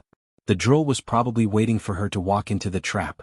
A wizard could only rely on their own spell slots, and after all, they couldn't fight against too many enemies. Before walking out of the room, she glanced at Soren and seemed to be thinking about something. When the coquettish woman walked out of the room, Gloria sighed softly and slowly said, "Mother escaped punishment." This made the Witch Council very angry, and some people proposed to imprison her permanently. Even I can't change that. She didn't seem to want to talk about this. She turned and looked at Soren and whispered, "I'm sorry. I didn't take good care of Vivian. Some accidents have happened these days and I can't do anything about it. Something that could render a high-grade northern witch helpless must have something to do with a legend." Soren took a deep breath and said in a deep voice, "What happened?" Gloria raised her hand and lifted her long hair. There were strands of silver in it.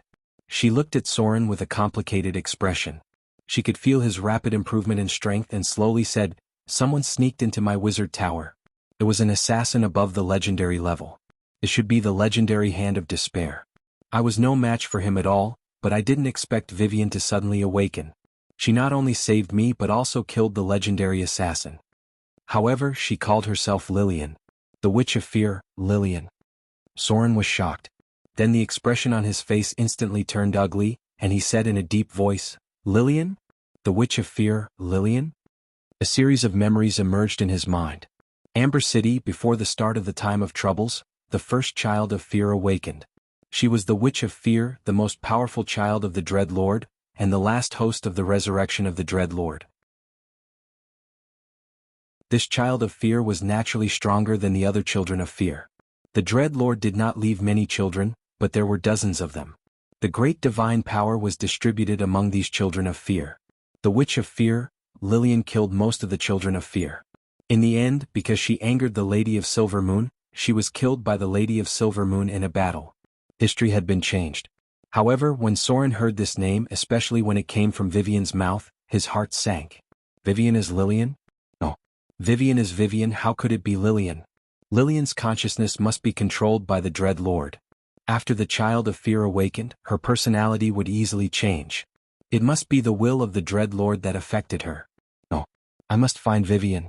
If Vivian killed the other children of fear, then the divinity in her body would become stronger and stronger, and the will of the Dread Lord would become stronger and stronger. At that time she would really become the Witch of Fear, Vivian. Although Soren was very anxious, he did not act rashly because he did not even know where Vivian was now. He asked about everything in detail and then fell into deep thought. Legends were appearing more and more frequently, but the name, Hand of Despair, reminded him of something. He seemed to have fought with this legendary assassin in the past.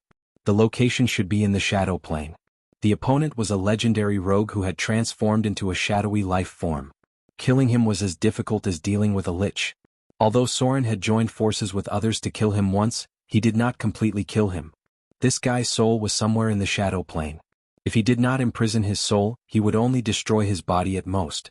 Soren looked up at Gloria in front of him and said with a hesitant expression, "Can you use prophecy to determine Vivian's location?" Gloria pondered for a moment. She unconsciously raised her hand and stroked her long hair. Her white fingertips twirled a strand of silver hair and then slowly said, "Yes. But I need to prepare." The price to pay for using prophecy to locate the children of fear was not low.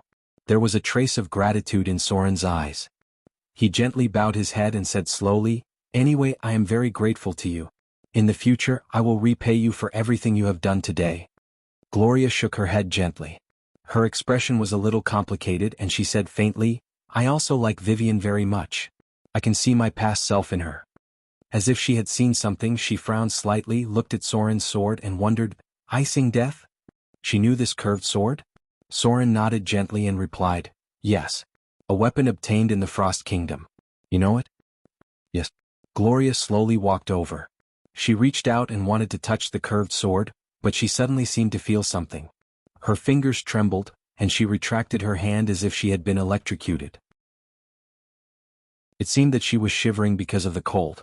Gloria's expression was a little incredulous. She murmured, "It's really the same as the legend. You can't touch it unless it chooses its owner." "But why can you use this curved sword? It seems that it can only be used by kind people. Is there a faction requirement?" Soren's expression was quite surprised. He raised his hand and pulled out Icing Death. In his palm, the legendary curved sword emitted a faint white light. He did not seem to feel any abnormalities and could use it freely. "This is impossible." Gloria's expression was very puzzled. She murmured, "You don't seem to be a person who believes in kindness, do you? Could it be?" Soren seemed to remember something. His expression was a little incredulous. He quickly opened his data display. Omnipotent hands, legendary skill, weakened soul. It was still in a state where it could not be used. Soren stretched out his finger and stroked the curved sword in his hand. He did not feel the slightest repulsion.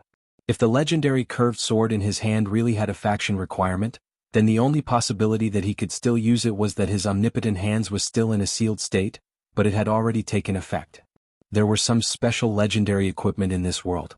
To use them, one must meet certain requirements. If they could not be met, they might not be able to play a role and they might even hurt themselves. Most of the northern witches believed in the principle of neutrality, so Gloria shivered slightly when she touched it, because she felt a bone-piercing cold. If the deviation was too severe, it might even be hurt by the energy on the weapon. For example, creatures of the evil alignment would be hurt by legendary items with a kind requirement. This kind of weapon often had a trace of spirituality, and it must have gone through a long period of time. Maybe it was because its previous owner had killed too many evil beings, or it had been blessed with some special spells. There were many weapons in the Underdark and the Abyss that could only be used by the evil alignment. If the omnipotent hands did not work, then Soren should have been hurt by the cold when he touched it. This kind of legendary item was not rare. The most iconic one was the weapon of the paladins. Their legendary weapons must be shrouded in holy power. If too many evil creatures were killed, it might even produce a faction requirement. Some of them would awaken spiritual consciousness, subconsciousness. When they found an evil target, they would automatically attack the enemy like the level 7 spell, Sword of Mordenkainen. Chapter 168. Did the omnipotent hands really recover? Soren was still not completely sure because the requirements for legendary equipment were still a little weak, and it was possible to forcibly suppress it with power. For example, some abyssal weapons could be used after being purified to reduce the requirement for alignment. If something happened to this legendary curved sword in the past, or if it was forcefully erased by someone, then the requirement for using it would be much more relaxed. Perhaps it could really be used by people from the evil alignment. The best tools to test the omnipotent hands were divine artifacts and soulbound equipment.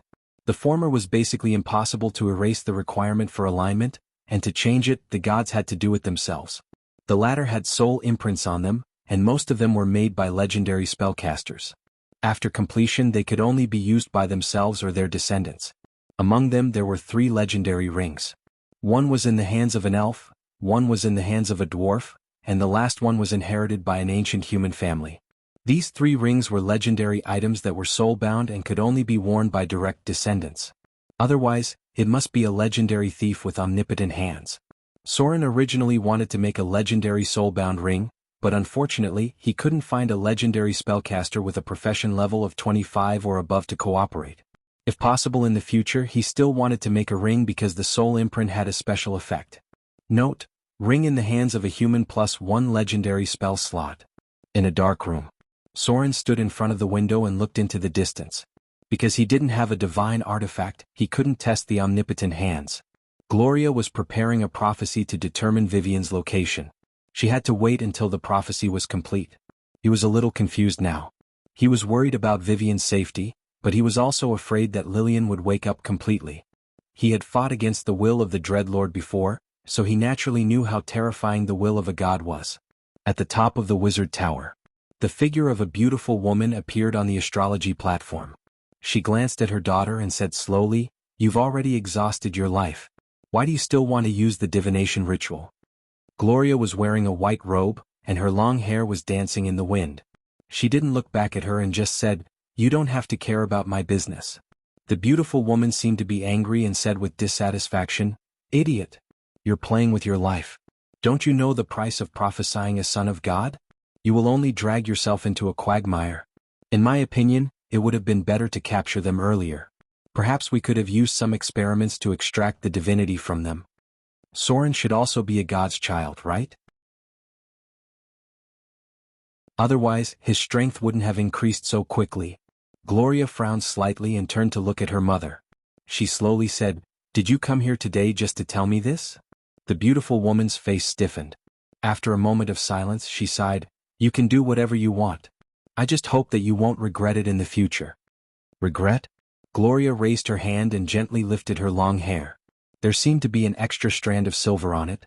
She shook her head and said, "You chose your own path. There's no need to regret anything. Moreover, I have a strange premonition that something terrible will happen in the future. Being by their side makes my premonition even stronger. I feel like I'm touching the river of fate. That was a flood, but I chose my side in advance. I like that little girl and I'm willing to help her and stand by her side. Look at the sky. Have you noticed that the stars that represent the gods are a little dim? Maybe the appearance of the Son of Fear is just the beginning." The beautiful woman's expression froze for a moment. She looked at the stars in the sky, but unfortunately she couldn't see anything. She was a master of evocation and enchantment spells, but she didn't do much research on prophecy. Her daughter was a master of prophecy. Even the Eye of the North was amazed by her talent.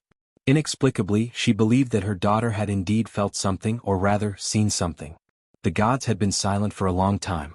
It was because of this that she fled from the banished land. She thought that Droll had no energy to take care of her. Unfortunately, she still underestimated Droll's stubbornness and her own reputation. "Mother." Gloria sighed softly and slowly said, "You have violated the rules of the Witch Council. Your behavior of escaping punishment has made the Eye of the North angry. Although she won't take you back herself, she won't stop Droll from taking action. You'd better leave here and live in seclusion in a place where they can't find you. Maybe when the changes really start, those Droll won't be in the mood to pursue what you did in the past." The beautiful woman's expression gradually became angry, and her voice was a little sharp. "What do those idiots know? They don't know how great my research is. If I can succeed, the Arcane Empire will be revived because of my existence. The unprecedented arcane era will be started by me." Gloria frowned slightly and sighed, "Mother, I don't think so. Unfortunately, you still failed. Although I don't know what you found in the ruins in the desert, I know that the core knowledge of the Arcane Empire has been lost. The research you carried out only brought terrible damage and irreversible energy radiation. You probably don't know that the place where you carried out the experiment has mutated, right? The Northern Witches and the Droll Order have joined forces to block all the news and set up a maze in that area to prevent other creatures from entering." "What?" There was a trace of surprise on the beautiful woman's face and she murmured, "Mutated? But my research is almost successful. Just a little bit more. Just a little bit more. As long as I can figure out the energy core that supported the operation of the floating city during the Arcane Empire, I can create a new era." Her expression seemed to be very disappointed and a little hysterical. She suddenly looked up and said, "There's still a chance. As long as I can enter the legendary realm, I'll be qualified to enter the Clockwork Nirvana's mechanical mirror. As long as I can find the energy core that runs the floating city, I'll be able to build my very own floating city. At that time, no one will dare to threaten me, exile me, or hunt me down. I'll become a great arcanist who can stand side by side with the gods. Daughter, will you help me? Gloria sighed softly and shook her head. Mother, haven't you woken up yet? Since the disappearance of the Arcane Empire until now, so many forces have tried to find the core secrets of the Arcane Empire. But what happened in the end? The goblins originally had good alchemy skills. As the servants of the Arcanist, they had a lot of knowledge, but they were almost completely destroyed in a terrible explosion. Now they can only survive in the desert near the sea. The dwarves also tried to find the secrets of the Arcane Empire, but their cities were completely destroyed and buried deep underground by the collapsed mountains. The Wizard Alliance has been secretly conducting research for thousands of years, but except for a few destructive explosions, there are almost no results. Mother, it's too dangerous. A little mistake and that terrible power will bring a devastating disaster. Give up on the element obliteration research. The beautiful woman took a step back and shook her head firmly. No, I won't give up. Half of my life has been spent on this research. Good daughter. I know you hate me. I've never fulfilled the responsibility of a mother. But please believe me. You're the only person I care about in this world. If the research hadn't reached the most critical point, I wouldn't have given you to the Eye of the North to raise. Gloria took a deep look at her and sighed. Mother, I'm sorry. Actually, I don't hate you. In fact, I've always been vague about your existence. In my childhood memories, the number of times you appeared could be counted on one hand. By the time I started to understand things, your experiments had brought about a terrible disaster. Many innocent lives were lost and the people nearby were forced to migrate to other places. When I started to know you, you were already imprisoned in Whiterun. At that time, you were no longer the you in my memory. Do you know? Until now, I still can't see you clearly. As your daughter, my only request is that you give up this dangerous experiment. With your current strength and wisdom, you can't control this terrible power. The beautiful woman was silent. Finally, she looked up at Gloria in front of her, then turned and walked outside. She didn't escape just for freedom. She refused. She felt that the gap between her and her daughter was getting bigger and bigger, but she really wasn't willing to give up because she believed that as long as she crossed this threshold, she would be comparable to the gods. At that time, her daughter would naturally know that it was her fault. She wasn't an incompetent idiot in the Wizard Alliance, nor was she a low-intelligence goblin or a stupid dwarf. In fact, she had already completed part of her experiment. Otherwise, the damage would have been more than this. She had to find a way to get back what belonged to her, no matter the price. She needed an ally. Since her daughter wasn't willing to help her, she could only look for a new ally. Arcane Empire. In the ancient and glorious Arcane era, she didn't need to complete all the research. As long as she could find the core secret of the floating city, she wouldn't be afraid even if it was the gods. She wouldn't give up so easily. Because of this, she had been imprisoned for more than 10 years. P.S. There's another update today. It won't be later. Chapter 169. The night passed quickly. When Soren saw Gloria again, he found that there was another strand of silver hair on her head, which made him feel a little guilty. Prophecy spells came with a price, especially when it came to predicting Vivian's location. The price was even greater. After all, Vivian's identity was the child of fear, and the price of prophesying her was probably comparable to the fate of a king. Soren's heart was full of gratitude, and this was the first time he felt that he owed someone so much. South. Mountains. Near the sea. Gloria's expression was still so calm and indifferent. She quietly looked at Soren and slowly said, "The last card is a snake. I don't know what it means, but it must be related to the whereabouts of Vivian." The snake represented a lot. The complicated meaning was difficult to infer in a short time. In some beliefs, the snake represented wisdom, but it could also mean something else. Even if Gloria was a northern witch who was proficient in divination, it was difficult to predict anything clearly. The legendary prophecy spell could only make a rough prediction, and this was the same even if it was cast by the gods. Otherwise, the believers of fear would have found Vivian long ago and wouldn't have waited for Soren to take her away from Amber City. Soren bowed slightly again, then turned and walked out of the wizard tower. Now that there was a clue, it was much easier than searching aimlessly. At least it wouldn't be as difficult as looking for a needle in a haystack.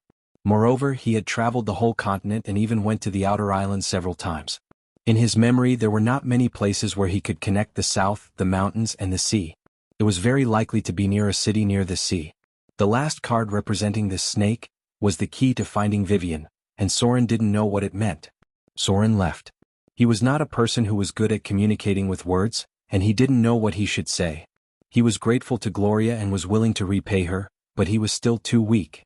Even if he was promoted to grade 3 in a month, he was still very weak in front of Gloria. He couldn't compare with the Northern Witch in terms of wealth, and he wasn't as strong as Gloria, so there was almost no way he could repay her. The only thing Soren could do was to remember all of this in his heart and wait until the day he was strong enough to repay her for her help today. Gloria didn't go with them.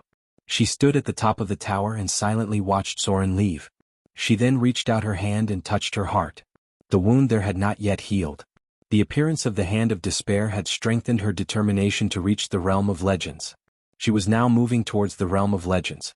In fact, she had divined more than once last night. She had also divined something else. The prophecy told her that Soren would find Vivian because their fates were intertwined. The Northern Witch's silver hair fluttered in the wind, and her face was still so beautiful. She looked into the distance and murmured, "Soren, I'm afraid you're also a son of God. But whose bloodline did you inherit?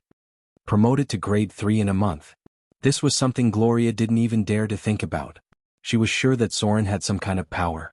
The beautiful woman stood in front of the window. When Soren left, she had already felt it. She looked at the back of the gradually disappearing figure and whispered, "Who is he? His half-brother and half-sister are both sons of God. Is his mother also a descendant of God?" She couldn't help but fall into deep thought as if she was thinking about something. The city of wealth. There was an endless stream of caravans going in and out of the city. Merchants with rich faces could be seen bargaining everywhere. From time to time they would even say, "Oh, goddess of wealth," and then ask the other party to lower the price a little bit more. This was the center of the southern coastal trade. The opened canal connected the inland, and the geographical location near the Soros Islands was convenient for shipping. This was the city with the most developed trade. It was also the place that the goddess of wealth paid attention to. There was the largest temple of wealth here, and every transaction was worth thousands of Kindler coins. The merchants were all believers of the goddess of wealth. This city was so rich that even the buildings liked to be painted with golden paint. Of course, it wasn't really gilding, but just the kind of paint that looked golden after being painted. The overdeveloped trade also stimulated all kinds of dark depravity and the pursuit of pleasure. This was also the place where the goddess of pleasure developed her believers. Whether it was a luxurious banquet or a variety of unique enjoyment, as long as you could afford it, the priests of the goddess of pleasure would prepare it for you. They could even invite the priests of the goddess of love to attend. While this city maintained its prosperity, it was also full of all kinds of evil situations. Countless eyes looking for wealth were cast here. Even with the power of the temple to maintain the balance, the sewers here never lacked corpses. Copper Kettle Tavern. The hustle and bustle here almost alerted the guards outside. A large group of drunkards, tourists, and adventurers laughed loudly as they looked at the halfling standing on the table in front of them. From time to time they would shout for another round of singing. Next to him there was a depressed bard. Almost no one ordered his pitiful songs anymore. Everyone's attention was attracted by the drunken halfling. Although he seemed to be completely drunk, there was a guy who wanted to take the money bag from him, and he was directly knocked down by him. This skill made many people exclaim. The adventurers next to him also looked at each other and evaluated each other's strength. Skillful rogues were very popular everywhere. There were always such people on the adventure journey. Aladdin held a wine glass that was bigger than his face and raised it high. After taking a sip, he burped and said, "The situation at that time was very dangerous. A total of 5 10-feet tall earth elementals surrounded us. Its arm was thicker than the pillar.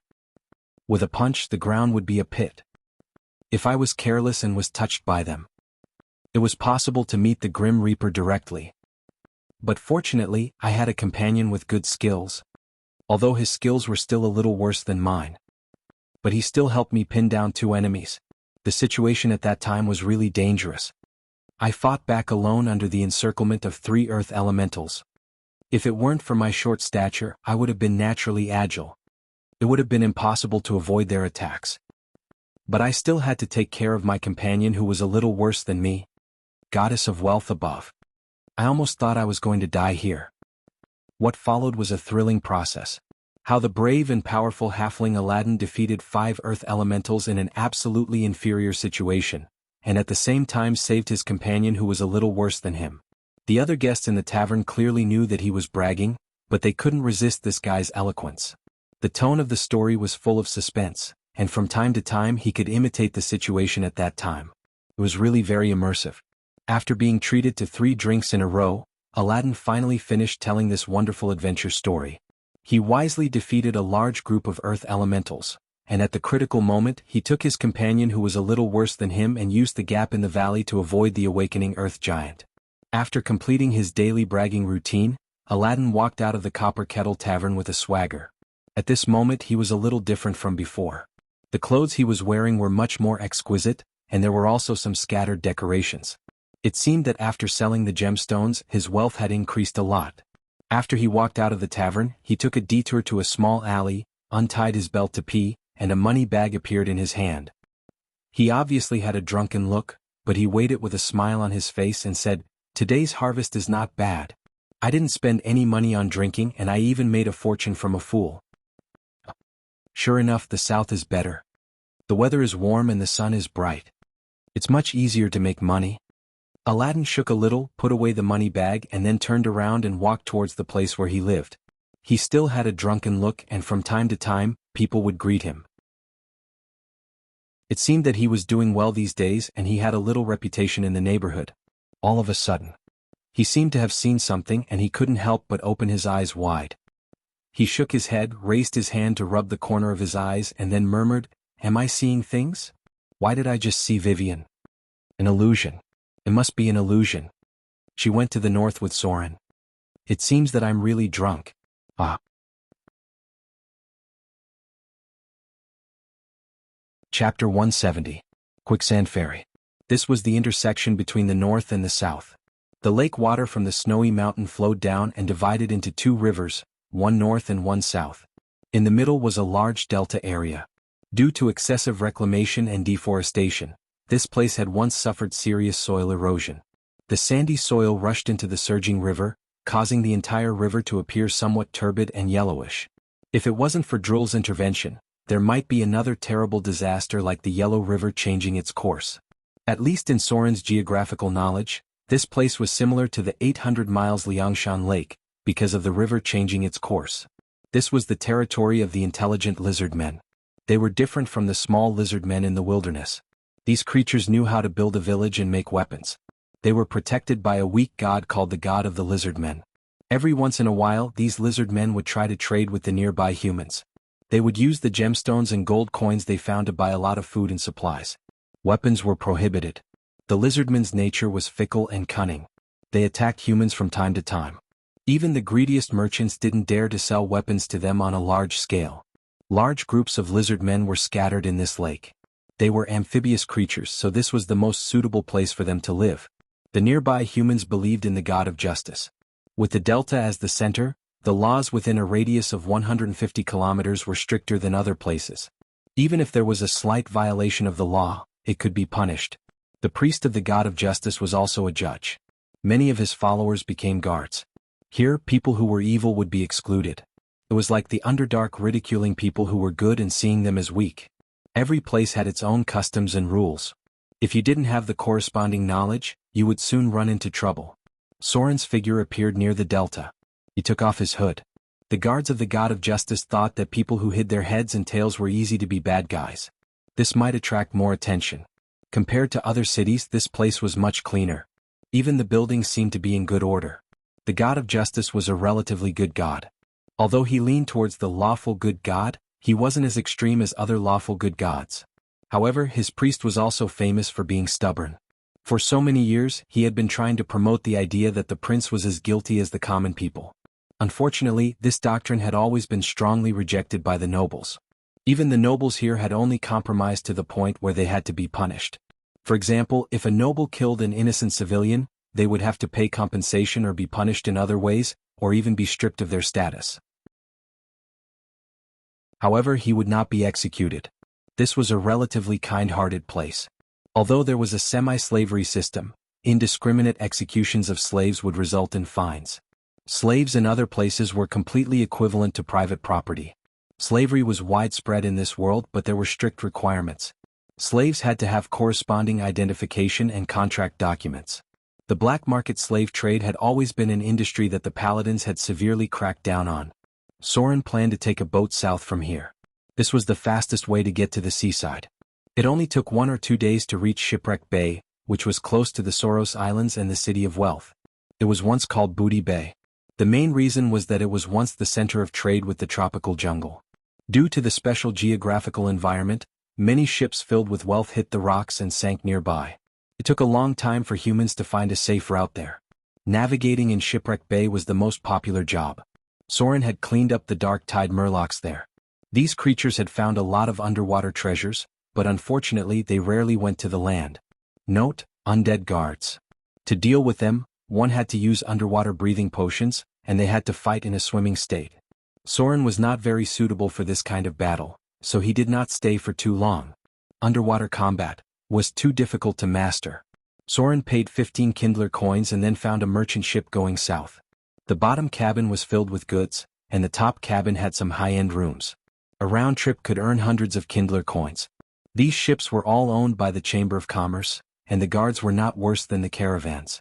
When Soren went up, he saw more than 20 guards, and there was even a guard captain who was above grade 3. This kind of life was no doubt much easier than adventuring, and it could even bring a family a better life. There was not much danger on the river. A few years ago there were lizard men who attacked ships, but now that the guardian of the lizard men had fallen into a deep slumber, those unruly bastards had become much quieter. Soren booked a first-class room. It was above the cabin and the decorations were not bad. A sailor led him to the door and left with a respectful look on his face. After all, the profession of a wizard was very intimidating. Because the ship would sway when sailing, there were hammocks and wooden beds that were fixed. The tables and chairs were directly attached to the wall. Most of the things were fixed or else they would break easily. Soren took off his wizard robe and took out a book to read. He bought some books when he passed by the city. The sailing environment was not suitable for magic research, and he did not like to just sit around, so he might as well read some books. There was never too much knowledge.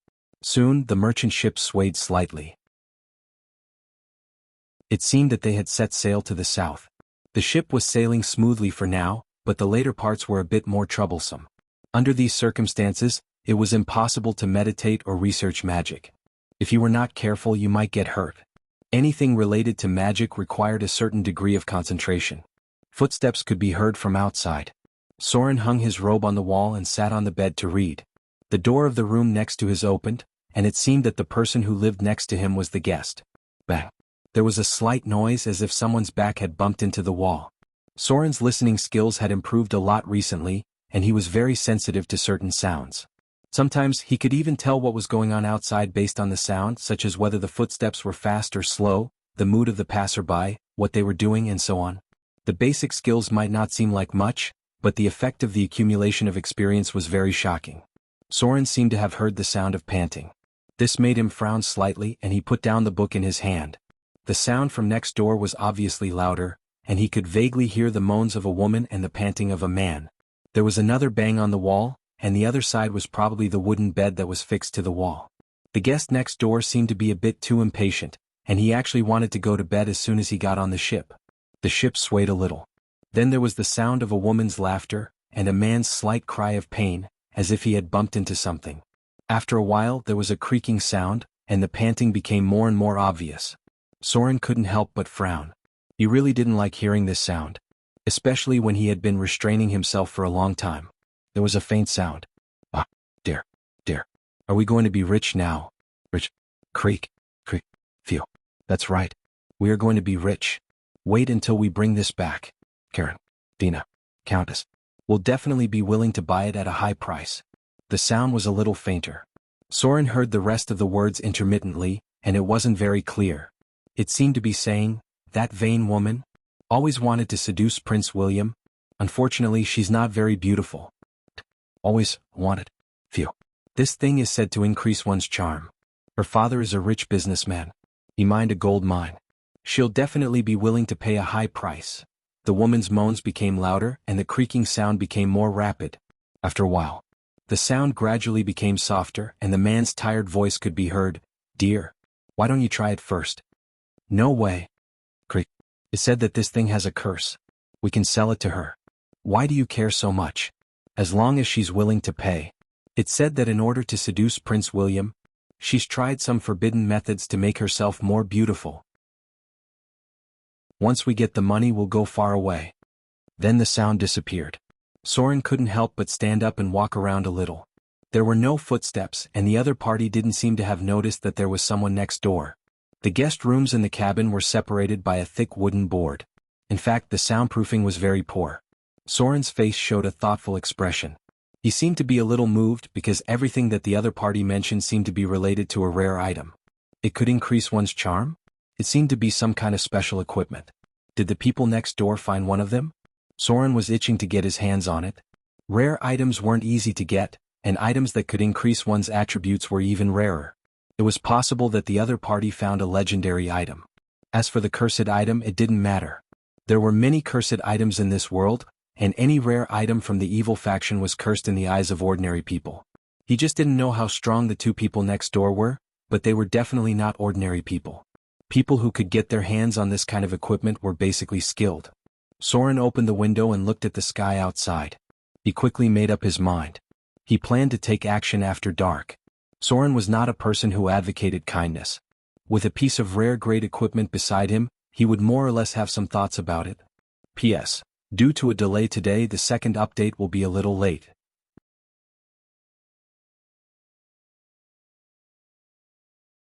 Chapter 171. The sky gradually turned dark.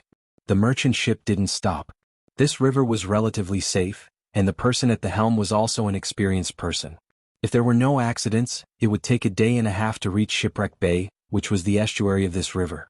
At night, there were noises coming from the room next door. It seemed that the man and woman were quite energetic, and they even went to the hammock to have sex. Soren's expression was quite calm. He was just quietly waiting for the opportunity, and from time to time he would pay attention to the movements outside. Stealing was not a good idea. The other party was in the room, and in such a small space, it would be troublesome if they weren't legendary rogues. Moreover, there was still a long way to go. If the other party found out that something was stolen, it might cause unnecessary trouble. Soren was a person who hated trouble, so sometimes he would be more ruthless. Moreover, the other party didn't seem to be a good person.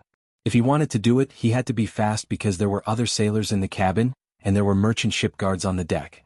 These were all unexpected factors, and they certainly didn't want anyone to have an accident on the ship. Time passed little by little. Soren patiently waited for the arrival of midnight. The man and woman next door had done it 3 times in a row, and they seemed to be really tired. He also heard the man snoring. From time to time, merchant ship guards would pass by once every hour, mainly to patrol the cabin's cargo. After all, the value of these goods was not low. The sailors would work in shifts. There was a large area of hammocks below, the kind where the 2 ends were hung with gauze nets. There were 2 groups of people in the first half of the night and the second half of the night. The situation on the deck was unknown, and Soren basically didn't go out today. No one came to disturb him because people knew that wizards had a strange temper. The food was in the kitchen and the guests could get it if they wanted. If no one came to take the initiative to get it, no one would send it over. After all, this was a merchant ship, not a passenger ship. Soren's fingers tapped on the table lightly. He was calculating the patrol time. The merchant ship guards would appear once every 10 minutes. Their footsteps were 3 people and they would occasionally talk a few words. Then they would enter the cabin, walk around a little and go to the deck. Soren narrowed his eyes and waited for the footsteps to fade away before he turned around and picked up his clothes. Then he slowly pulled out his scimitar. It was not the legendary curved sword obtained by the Frost Kingdom, but the one he had at the beginning. The legendary curved sword was too eye-catching. Crick. Soren gently opened the door without alerting anyone. His figure blended into the darkness, and his stealth ability made him completely invisible in the shadows. He carefully walked to the next door, and then a set of lock-picking tools appeared in his hands. Soren was quite familiar with his old profession. He moved a little and heard a slight click. He had already pried open the door. The people inside did not wake up. They seemed to be in deep sleep. They had been tossing and turning for quite some time. Soren gently pushed open the door. His palms were steady, and he was careful not to make any noise. His night vision allowed him to see everything inside clearly. The scene inside was rather lewd. Women's clothes and dresses were thrown on the ground, along with many small trinkets. There were weapons at the foot of the bed. The other party should also be an adventurer, but he looked like a warrior because the muscles on the man's body were clearly defined. Some of them were very strong and obvious. The woman was curled up in the corner of the bed. Her hair was fiery red, her back was white, her hips were full, her breasts were full, and her legs were slender and strong. She looked quite beautiful. She should also be a professional because Soren saw the calluses on her palms, near the area between her thumb and index finger. His rich experience told him that the other party was good at using short weapons. There was only the sound of breathing in the room, and the man snoring from time to time. Crick. Soren quietly closed the door and then quietly crept over. In an instant, he struck like lightning, directly stabbing his curved sword into the other party's heart on the spot. Originally, he intended to knock out the two people, but since the man was a warrior, his fortitude must be very high. Soren's strength was probably not as good as his, and the possibility of alerting others was too high. So, a cold light flashed in his eyes, and he directly stabbed the man to death. Then in an instant he grabbed the woman's throat. Bang! There was a slight sound of impact. The sound was a little abrupt, but it did not alert the sailors below. The woman opened her eyes in an instant. She opened her mouth and wanted to scream, but her beautiful face was full of fear. Because Soren was tightly choking her throat, she could not make any sound. She could only kick her legs against the deck. The sound made Soren frown, and he swallowed the words he was about to say. Then he twisted his wrist, and with a crisp crack, the woman's neck was directly broken. A faint smell of blood appeared. Soren frowned and covered the blood, then stacked the two bodies together. Some people were very sensitive to the smell of blood, so it was best for him to do something to reduce the smell of blood here. A row of data appeared. Activated backstab. 85 piercing damage to target. Target killed. Extracting soul energy received 550 slaughter EXP. Activated garrote. 24 bruise damage to target. Target's neck broken. Triggered test of death. Target's fortitude failed. Target killed.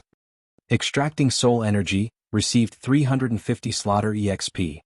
The man was stabbed in the heart by Soren, which was equivalent to activating backstab. He died on the spot. The woman was attacked by garrote, which caused bruise damage, but because her neck was broken, she died from the test of death. The two people's profession levels were not high, probably around grade 2. Soren could easily deal with them. He did not even use any skills, just normal attacks were enough to kill them.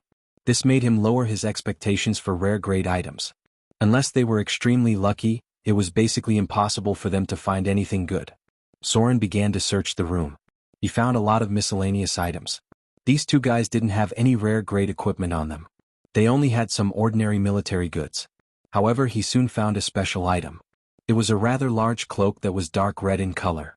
It looked very gorgeous and smooth to the touch, as if it was made of silk. This should be the extraordinary item that they were talking about. Soren tried to appraise the item and soon saw a row of data. Item type: Sorrow of the Moh, Aqua Spirit Cloak +2. Item grade: Grade 2 legendary. Item description: This is a cursed cloak. Normal Aqua Spirit cloaks are made from the hair of Aqua Spirits, but this one is made from the skin of an Aqua Spirit that was born in a river called the Moh. The whole process was very bloody and cruel. The creator cruelly skinned a high-grade Aqua Spirit, and then used her hair to weave this legendary equipment. Compared to normal Aqua Spirit cloaks, this equipment was more powerful, but it also had the curse of the dead left on it. Equipment requirement: Vitality 12 and above. Equipment effect: Charm +2, up to 25 points. Equipment effect: Charm person, once a day. This legendary equipment can charm a person once a day. No casting action is required, and the ability to charm a person can be instantaneously cast. Special effect: Berserk Succubus, once every 3 days. This legendary equipment can activate Berserk Succubus once every 3 days. It doesn't require any casting action. It can instantly activate Berserk Succubus with spell-like ability. A legendary equipment? Soren's face showed a hint of surprise. The Aqua Spirit Cloak was a rare grade equipment. Aqua Spirits and Dryads were both beautiful creatures that were the embodiment of nature. Dryads were slightly more common. Many legendary wizards liked to transplant Dryads as their servants or concubines to warm their beds. Aqua Spirits were much rarer. They were the embodiment of rivers, and they had many special abilities. Even wizards would have a hard time finding them. These two creatures belonged to special supernatural life forms and had the innate ability to charm magic. Dryads, Aqua Spirits, Succubus, and lustful demons. These were 4 creatures that were born with extraordinary charm. When they reached adulthood, their charm would be 20 points, and they had the ability to instantaneously cast special charm spells. Ordinary aqua spirit cloaks were made with their hair, and then enchanted with special spells.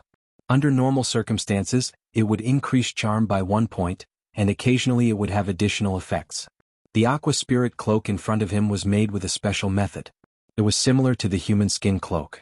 Not only was it made with aqua spirit's hair, but it was also made with her skin. No wonder it had the curse of the aqua spirits. This equipment reminded Soren of the human skin cloak in the abyss. That cloak was also a legendary equipment, and it gave +3 charm to creatures of the evil faction. Wearing such a cloak required a certain amount of mental strength. Soren gave up the human skin magic armor because of his resistance. In the end, he wore the legendary dragon skin armor, which was less stressful.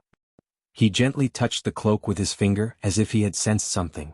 It was a wailing illusion, and there was indeed the curse of the dead soul entwining around it. Soren's wisdom wasn't high enough. If his wisdom was high enough, he could feel more and he could even communicate with the souls on it. Soren quickly put away the legendary cloak. Then he began to deal with the corpse. He would arrive at Shipwreck Bay tomorrow, and he had to do a little cleaning to make sure no one would find it. As for what would happen later, he didn't care at all because he had already left. Chapter 172. Shipwreck Bay. This was a unique port city. The location of the port occupied 1/3 of the city. A 10-meter-tall lighthouse divided the port into 2. On the left were merchant ships that ran river transport, and on the right were large ships that ran sea transport. The city seemed to be a bit noisy. Men with swords and knives could be seen everywhere. Due to the special geographical environment, Shipwreck Bay was a bit chaotic. The forces of the gods were also intertwined. It was also the largest port near the south coast to sell stolen goods. Soren glanced around and found that 3 or 4 groups of people had gathered. They were either local gangs or pirates who hunted on the sea. The forces of the temples here were more mixed. There were priests who believed in the Lord of Storms, priests who believed in the sea goddess, and other gods who protected the evil and illegal trade in the shadows. This was a chaotic area, and it was best not to cause any trouble. Soren was wearing a dark red cloak, which made him slightly eye-catching. The others could not help but take a second look at him. A young man looked around sneakily and then stumbled over. Huh. Soren frowned and instantly grabbed the young man's wrist. He then twisted his hand and put the young man on the ground. There was a scream. There were obviously 3 or 5 men who wanted to come over, but Soren had already let go of his hand. He coldly looked at the young man kneeling on the ground and slowly said, "Keep your eyes open. Next time be careful not to lose your life." This was a thief. There was a group of people like this in almost every city. They liked to rob foreigners, and under the protection of the local gangs, they would hand over most of the stolen goods to the local gangs. Soren used to do this kind of thing. He would steal from the docks and look for easy targets. Foreigners were the priority because they were unfamiliar with the place and were easier to deal with. However, this guy was a bit blind to steal from him. Maybe it was because Soren did not wear any weapons, and because he had changed his cloak, no wizard symbol could be seen. Black silk gloves and a delicate dark red cloak. Soren was a little eye-catching. Occasionally, some women would look at him, and when they saw his handsome face, they would blush or stare at him a few more times. Due to his half-elf bloodline, he was already quite charming. Now that he was equipped with a cold, arrogant, and luxurious cloak, it was obvious that he was even more handsome than before. No matter how you looked at it, the cloak made Soren look cold and gloomy, like a noble with a slightly arrogant air. The external manifestation of this kind of charm was to leave a deep impression on people after seeing it, or to be inadvertently stunned. The former was for men, the latter was for women. Soren's charm was originally 16 points, and now that it had increased to 18 points, he felt as if he had just met Gloria for the first time. He was shocked by her aura, and it left a deep impression on him, even though he had never seen her face before. Soren seemed to be a little uncomfortable with this kind of attention. He couldn't help but frown slightly, then turned and walked toward the alley. Having high charm had its benefits, but it also had its corresponding troubles. People with extraordinary charm could easily become the main character in a crowd. At first glance they would look like cranes in a flock of chickens. This was not necessarily a good thing for a rogue. Someone sneakily followed him, and after a few glances they walked away. Gangs liked to pay attention to some special people, and sometimes these guys would even sell information. However, Soren was looking for a different group of people. Gangs were mostly people who couldn't be seen in public. He was looking for an organization that specialized in selling information. These people were the real well-informed local bullies. People who had never entered the gray realm would not recognize the code signs on the streets and alleys. Even adventurers would need experienced rogues to lead the way. Soren had come into contact with almost all the top gray realm organizations, so he quickly found an inconspicuous sign, and then turned to the location of an underground casino in the depths of the alley. There was a strong thug at the door. When he noticed that Soren was an unfamiliar face, he couldn't help but frown, but then he forced a smile because Soren showed a special emblem. "I want to ask for some information. Take me to your boss or I'll twist your head off." Soren's expression was indifferent, but the other party could not help but shudder. He quickly led Soren to the back. Inside was a group of gamblers, nearby residents, coolies who made a living at the docks, and occasionally ferocious-looking pirates. Soren followed him up the stairs. There was a circle of thugs standing around lazily. There must be a lot of people in a place like this. When Soren reached the second floor, he heard a woman yelling. He kicked the door open and walked in. There were two seductive prostitutes in the room. Their faces were covered with heavy smoky makeup. Their eyelids were black and their lips were bright red. These women even dared to apply arsenic on their faces. The two women were stacked together. The one in front was moving up and down while the one behind was twisting and rubbing. Below them was the person Soren was looking for. He was a big man with a somewhat cold face. Obviously he was very dissatisfied with the intruder. His face instantly turned ugly as if he was about to get angry. "Get them out of here."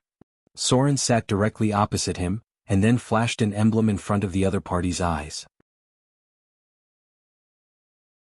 The next moment, a trace of cold sweat appeared on his forehead, and he hurriedly asked the two women to get out. It was a special mask symbol. At first glance it was a little scary. He didn't dare to carefully observe the authenticity of the emblem, so he quickly tidied up and stood up. The expression of the local bully was surprising. The two women looked at each other and walked out honestly. Before leaving they looked at Soren a few more times. One of the women even shook her chest at him. "Your Excellency." The man in front of him stood up and looked a little restrained. "What do you need from me?" Soren's expression was still very arrogant. He glanced at him as if he didn't care and slowly said, "I want to know all the news about the Son of Fear." Clang. He directly threw out a money bag and a few glittering Kindler coins jumped out. The man's eyes were immediately attracted. At this moment, Soren's pupils became a little evil. He looked directly at the man's eyes and said, "Tell me everything you know. Don't hide anything or you should know the consequences." Fear eyes. Charm humans? The man in front of him seemed to be shocked by the gaze, and then his expression was stunned for a moment. The next moment he returned to his original appearance. He stood up respectfully and nodded. "Your Excellency, don't worry. I will never hide anything." Time passed quickly. When Soren came out of the room he frowned slightly. Only after his men had left the underground casino did the gloomy man come back to his senses. He muttered, "What happened to me just now? Why did I tell him everything?" He couldn't help but tremble and his expression seemed to be a little scared.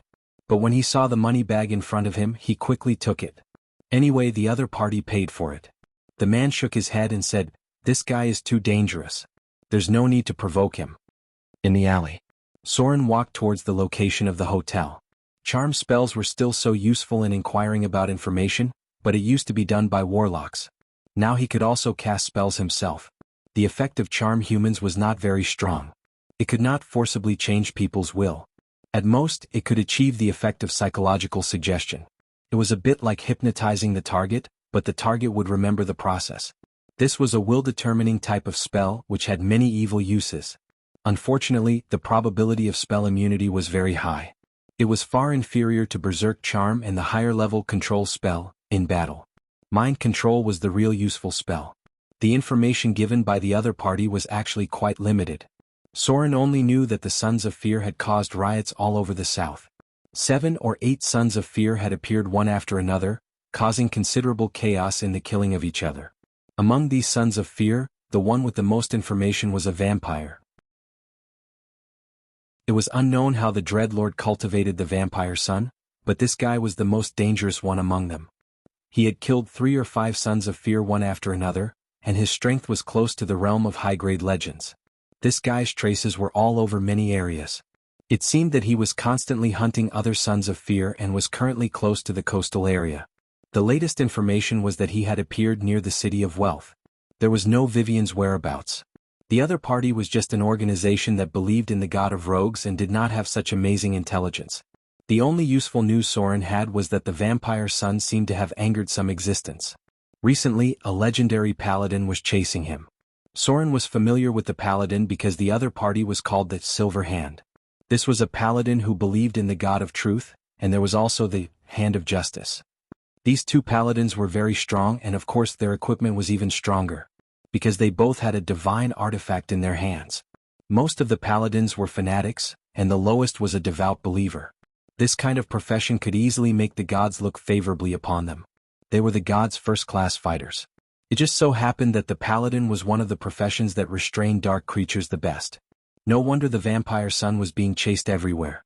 Soren was going to stay here for 2 days, and then continue south to look for Vivian.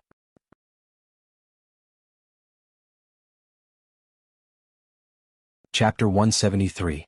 There were a large number of prostitutes in Shipwreck Bay. When night fell, they would fill up a row. In a place like this, the erotic industry was always the most developed. There were sailors who had just returned from the sea, pirates who had just robbed and sold their loot, guards from various caravans, and adventurers who were passing by. After drinking to their heart's content in the bustling tavern, their next entertainment was to find some beautiful women and have a good night of relaxation. There were women from all over the world. If you could afford it, you could even secretly smuggle in elven slaves. However, these were not to be taken out in public. Otherwise, it would offend many powerful forces. Most of the women on the table here were half-elves. Their price was several times higher than ordinary women. They were rejected by elves, and it was difficult for humans to accept them. The status of any mixed-blood creature was actually very awkward. Of course, there were not only a large number of prostitutes here, but also countless underground casinos and all kinds of strange places to satisfy their strange habits. However, Soren did not relax here. Because he had been wandering in the gray area all year round, he knew all too well how many troublesome things there were in this place. For example, he just saw a woman who was very seductive. She had full breasts, a slender waist, slender legs, and very white skin. Her eyes were a little seductive. When she noticed Soren, she even gave him a seductive wink. Her appearance was very seductive. She was a very beautiful woman. However, Soren's expression was full of vigilance. He slightly crossed his fingers, then bowed and walked in front of her. The seductive prostitute's expression was slightly startled. Then she revealed a playful smile. She quietly nodded and showed her finger. There was a simple ring there. Then she looked elsewhere. Seeking pleasure in Shipwreck Bay also required a lot of foresight. There was never a lack of fools who lost their lives because of lack of foresight. The result of being blinded by lust was very likely to wake up as some kind of monster or leave behind a blood-sucked corpse. It was a vampire. It should be a dark creature of the bloodkin level. High-grade vampires rarely came out to hunt. That's right. There were many vampires here. In any city with a developed sex industry, there would be many vampires hiding in the dark corners. They also needed wealth to maintain their lives, especially since these creatures were born to enjoy a more luxurious life. They also needed a sufficient source of food, and seducing lustful prey was undoubtedly the best way. If you walked in front of this beautiful vampire, you would find that she was very attractive, because the charm spell had already been cast on you. Then you left with her and entered a dark alley. You might have unknowingly arrived at a rather eerie place in the twists and turns that were filled with sex and seduction. You might have even unknowingly walked into a secret room in the sewers. Soon after, you will find that there is not only one beautiful woman in the room, but also other beautiful women who are looking at you with thirsty eyes, which will make you feel very excited. What followed next was a feast. If you are handsome and strong enough, you may experience unimaginable pleasure in a group of vampires, and when you are done, it is their turn to feast. Even if you are a quasi-legendary profession, you might not be able to escape from a group of vampires, because there are even stronger existences in their lair. These women are the slaves who provide for them. They seduce those who seek pleasure, kill them and take their wealth, then offer it to the master who turned them into vampires. The scene was beautiful but also cruel. You can enjoy a lot in a group of beautiful vampires, but unfortunately, you will be thrown into a stinking ditch the next day. Yes, it should be your corpse. There were too many interactions between the Grey Realm and the Dark Realm. Soren had come into contact with more than 100 vampires, and he had even watched the entire process of a vampire hunting. These creatures were dirty, evil, depraved, and lustful. They were chaotic and they killed their prey without mercy. The kind of vampires in the stories did not exist at all. When they began to survive on humans, they had already fallen deeper and deeper into the darkness. Soren found an inn just down the street from where he'd been staying. There were not many customers inside and he could see drunkards in the corner. The barmaids were wiping things and there was a middle-aged woman at the bar counter. She looked a bit strong, and a woman who looked strong was definitely not simple. Soren quickly booked a room and then followed the barmaid to the second floor. The barmaid's hips swayed and she even turned around and gave him a flirtatious look. Ever since Soren put on the cloak, his luck with women had improved a lot, and he did not know how many flirtatious looks he received along the way. After entering the room, he directly closed the door, blocking the barmaid's hints outside. The inns in this world were all the same, and you would get bored if you came into contact with too many of them. Soren took off his clothes and then lit a candle to read a book. The room's soundproofing was not good and he could hear the noise below. Soren took out a magic scroll and flipped through it. Occasionally he would pick up a quill to write, and soon he had filled 5 or 6 sheets of white paper. Heavy footsteps could be heard outside the door, as if there was a creature of great weight walking past. He also heard the sound of armor colliding. Time passed little by little. Soren did not plan to stay up all night. Just as he was about to pack up and rest, there was a noise outside the window. It was a woman's moan. He frowned and walked to the window on the second floor to take a look. He could see a drunk man who reeked of alcohol, throwing himself into a woman's arms and kissing her. Under the silver moonlight, the woman's skin was pale. She pretended to moan a few times, and then her expression turned cold.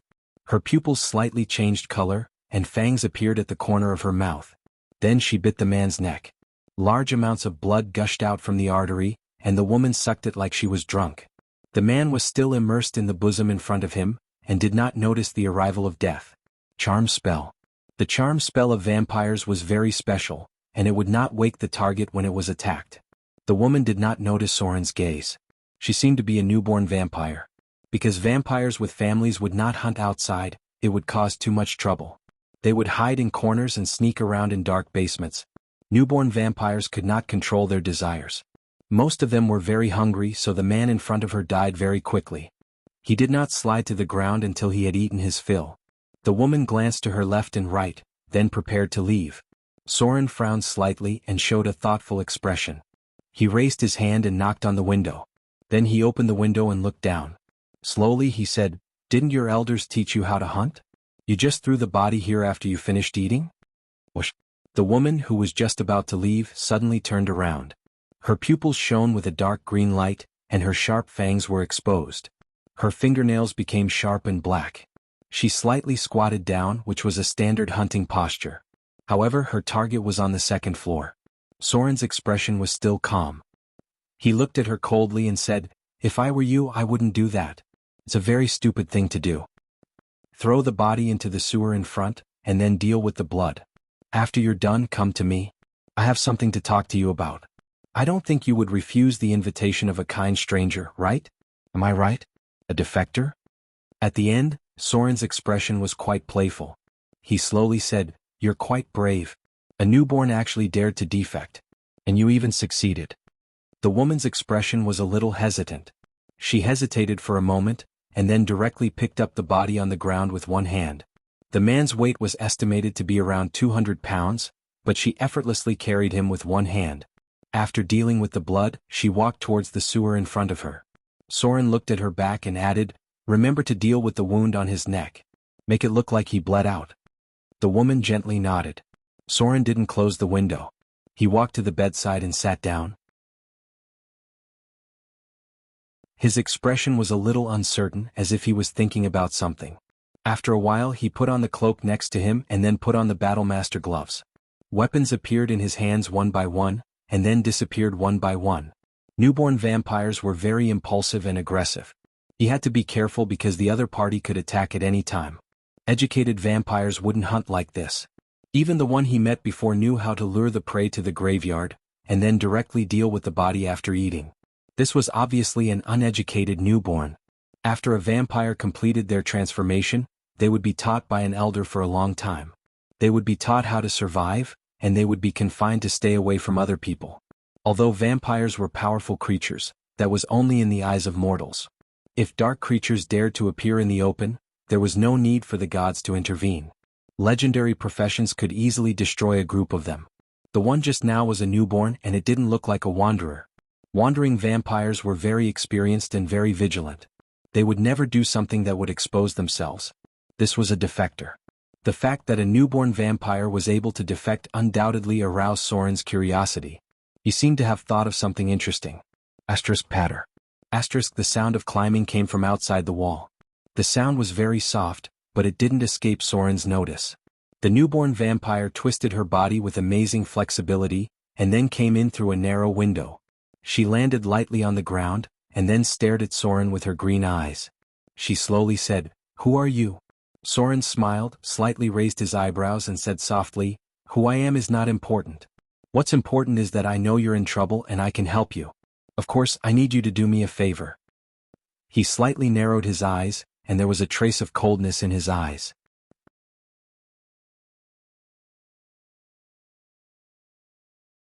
Chapter 174.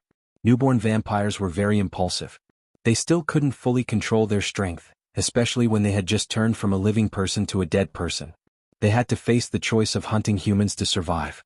Many newborn vampires would enter a period of madness during this period of time, and then they would be forced to be imprisoned in the coffin for a long time. This process was called hiding, and there would usually be other older vampires watching over them. These older vampires would be nurtured for a period of time, either for a few years or more. When the newborn gradually stabilized and their emotions were under control, they would then be released. This was a very difficult process. Vampires seemed powerful, but their growth cycle was too slow. They needed to spend hundreds of years to reach the 4th grade. The newborn in front of him was actually only at the 3rd grade. It seemed powerful because vampires were creatures with higher biological levels. They had innate attributes such as agility and strength that were much higher than ordinary people, and they also had spell-like abilities. The one in front of Soren was a defector. She had just turned into a vampire and defected, so she lacked the survival experience of a vampire. If a defector like her was caught, they would either be imprisoned for a period of time or directly executed. Because defectors were uncultured people, it was easy for them to expose the vampire's tracks. Moreover, their uncontrollable thirst for blood would attract powerful enemies, which was a disaster for vampires. The woman in front of him had already lost her initial beauty. She stared at Soren and said, "Help me? How can you help me? Can a mere human help me?" Soren smiled inexplicably and said slowly, "It seems that you overestimate the abilities of vampires. I'll stand here and not move. As long as you can force me to take a step back in 3 attacks, then it'll be your win. How about that?" What an arrogant tone. However, Soren now had to increase the psychological pressure on his target. For a newborn who only had brute force and not much skill, what he said just now wasn't an exaggeration. The current Soren was no longer the Soren of the past. He had the ability to fight back against a quasi-legend. All right. The newborn vampire had a ferocious look on its face. Without hesitation, it launched an attack. It leaped onto the wall and crawled on it. Then it pounced on Soren. Like an eagle hunting for its prey, it slashed its sharp claws at Soren's throat. It seemed like it wanted to kill him in one move. However, Soren's expression didn't change at all. He even closed his eyes and opened his palms slightly. Just as the vampire was about to pounce on him, Soren leaned back 90 degrees and dodged the vampire's sharp claws by a hair's breadth. At the same time, a cold light flashed in his hand, and with a plop, the newborn vampire fell behind him. Soren's hands were still empty. The newborn vampire looked at her abdomen in disbelief. There was a half-foot-long wound on her abdomen, and there was frost on it. She had almost been cut open. If it wasn't for Soren's mercy, the sword would have cut her abdomen. Even with the body of a vampire, half of her body would have been cut in half. Although this kind of injury wouldn't take the vampire's life, it was enough to fill her heart with fear. She lowered her head slightly and pressed her fingers on the wound. Soren's expression was cold and arrogant. He said indifferently, "Do you want to try again?" The newborn vampire shook her head and said, "No need. Your Excellency. I already believe in your strength, but I don't know why you want to help me. What do you need me to do for you?" Soren felt that his acting skills had improved a lot. Maybe it was because he had more contact with women. In the past he only interacted with men, so his acting skills didn't improve much. Now his acting skills had increased by at least 10 points. Sure enough, dealing with women required acting skills. The basic skill of acting was surprisingly useful in many cases. He gently moved his wrist and said slowly, "I just happened to meet you. I need something useful and the elder who was hunting you has it. So, I want to help you kill him. As for what I need your help with, we can talk about it after you're done with your problem. What's your name?" The newborn vampire hesitated for a moment before whispering, "Ariana." It was a bit of a mouthful. Soren repeated it and said, "Very good. Ariana. Tell me about you. I need to judge the strength of the elder who captured you. After all, someone who can turn you into a vampire isn't easy to deal with." Ariana was a little hesitant, but then a trace of hatred appeared on her face and she slowly said, "It was my sister, my cousin, who turned me into a vampire. My hometown is in the town of Solid, and it is a down-and-out aristocratic family. My mother died early. My father has been trying to restore the family's glory. Unfortunately, he never came back after going out on an adventure. 12 years ago, his cousin married a nobleman who was on a journey and left with him. This year she returned to her hometown. We were very happy, but we didn't expect her to become like this. She killed the others and then turned me into a vampire as a servant of her master. I escaped and then I escaped to Shipwreck Bay." What a melodramatic story. Although the woman in front of him didn't explain it in detail, Soren could guess the process. Her cousin who turned into a vampire went on a killing spree. She seemed to have killed the other family members and then left her, who was quite beautiful, to be turned into a new vampire servant. Vampires were creatures that were based on appearance. If they weren't handsome or beautiful enough, they would rarely be turned. Especially female vampires, most of them were above average in appearance. "Very good." Soren nodded slightly and said, "It seems that your cousin came to capture you. Of course, it's more likely to be her master. But it doesn't matter. I'll help you kill them. You'll be free from now on." He stood up and walked around, then said, "You'd better take a rest. This kind of injury shouldn't be a problem, right? After all, vampires have a strong regenerative ability. I suggest you learn how to hunt. Such a poor method of hunting can easily lead to trouble." Vampires were a very strong creature template. They had an innate defense of +6 and a base HP of 12, which was similar to the barbarians. At the same time as their strength increased, they would gain various types of magic abilities, various types of resistance, and various types of negative energy corrosion. Moreover, when they were in their higher form, they would gain a bonus of +6 in strength, +4 in agility, +2 in intelligence, +6 in constitution, +2 in wisdom, and +4 in charisma. In some ways, it was almost comparable to the additional abilities of a dragon disciple. They had a +10 racial bonus in deceit, hide, listen, stealth, search, detection, and other basic skills. Vampires had a base creature level of 8, and they were naturally close to grade 3. These dark creatures didn't have many weaknesses. Many things in folklore were fake. They had shadows and weren't afraid of mirrors. Garlic was just the smell that they hated. The only thing they were afraid of was sunlight. It would greatly reduce their strength and could even kill the weak vampires.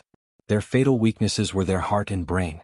High-grade vampires could transform into bats and gaseous forms. They were a type of creature that was very difficult to kill. The rest of them were similar to undead creatures. Soren had killed many of them before. Vampires had a very important part on their bodies, and that was their spine. This was a special casting material, and it was also a key tool for the evil bloodline purification.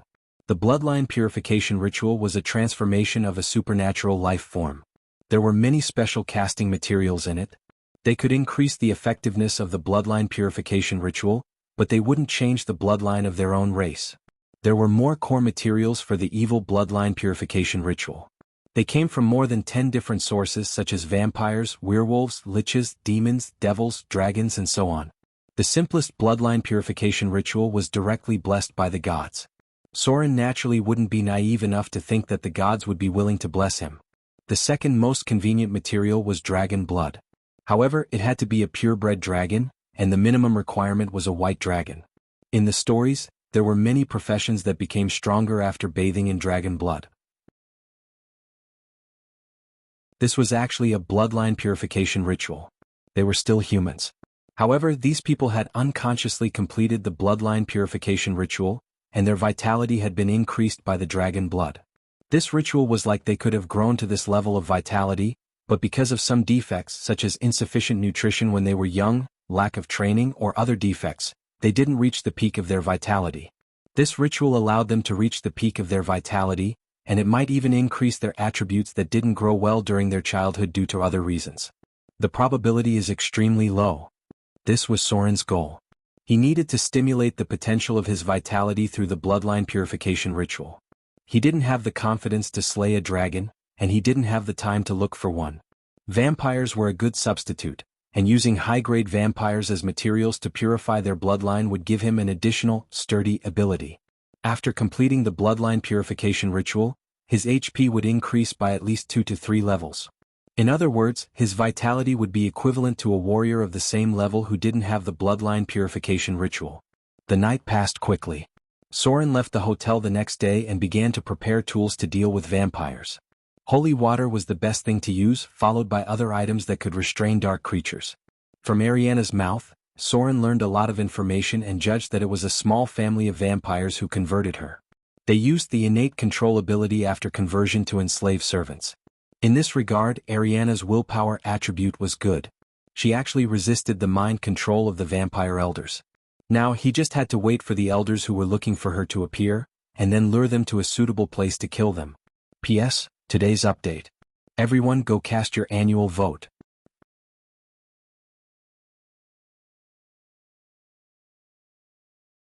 Chapter 175. Don't provoke those local snakes.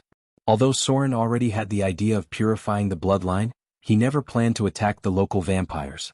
The main reason was that these creatures were able to survive in the area for such a long time, whether it was their connections or their strength, they were very difficult to deal with. He was basically sure that the newborn was not a local vampire, or else she would have been captured long ago.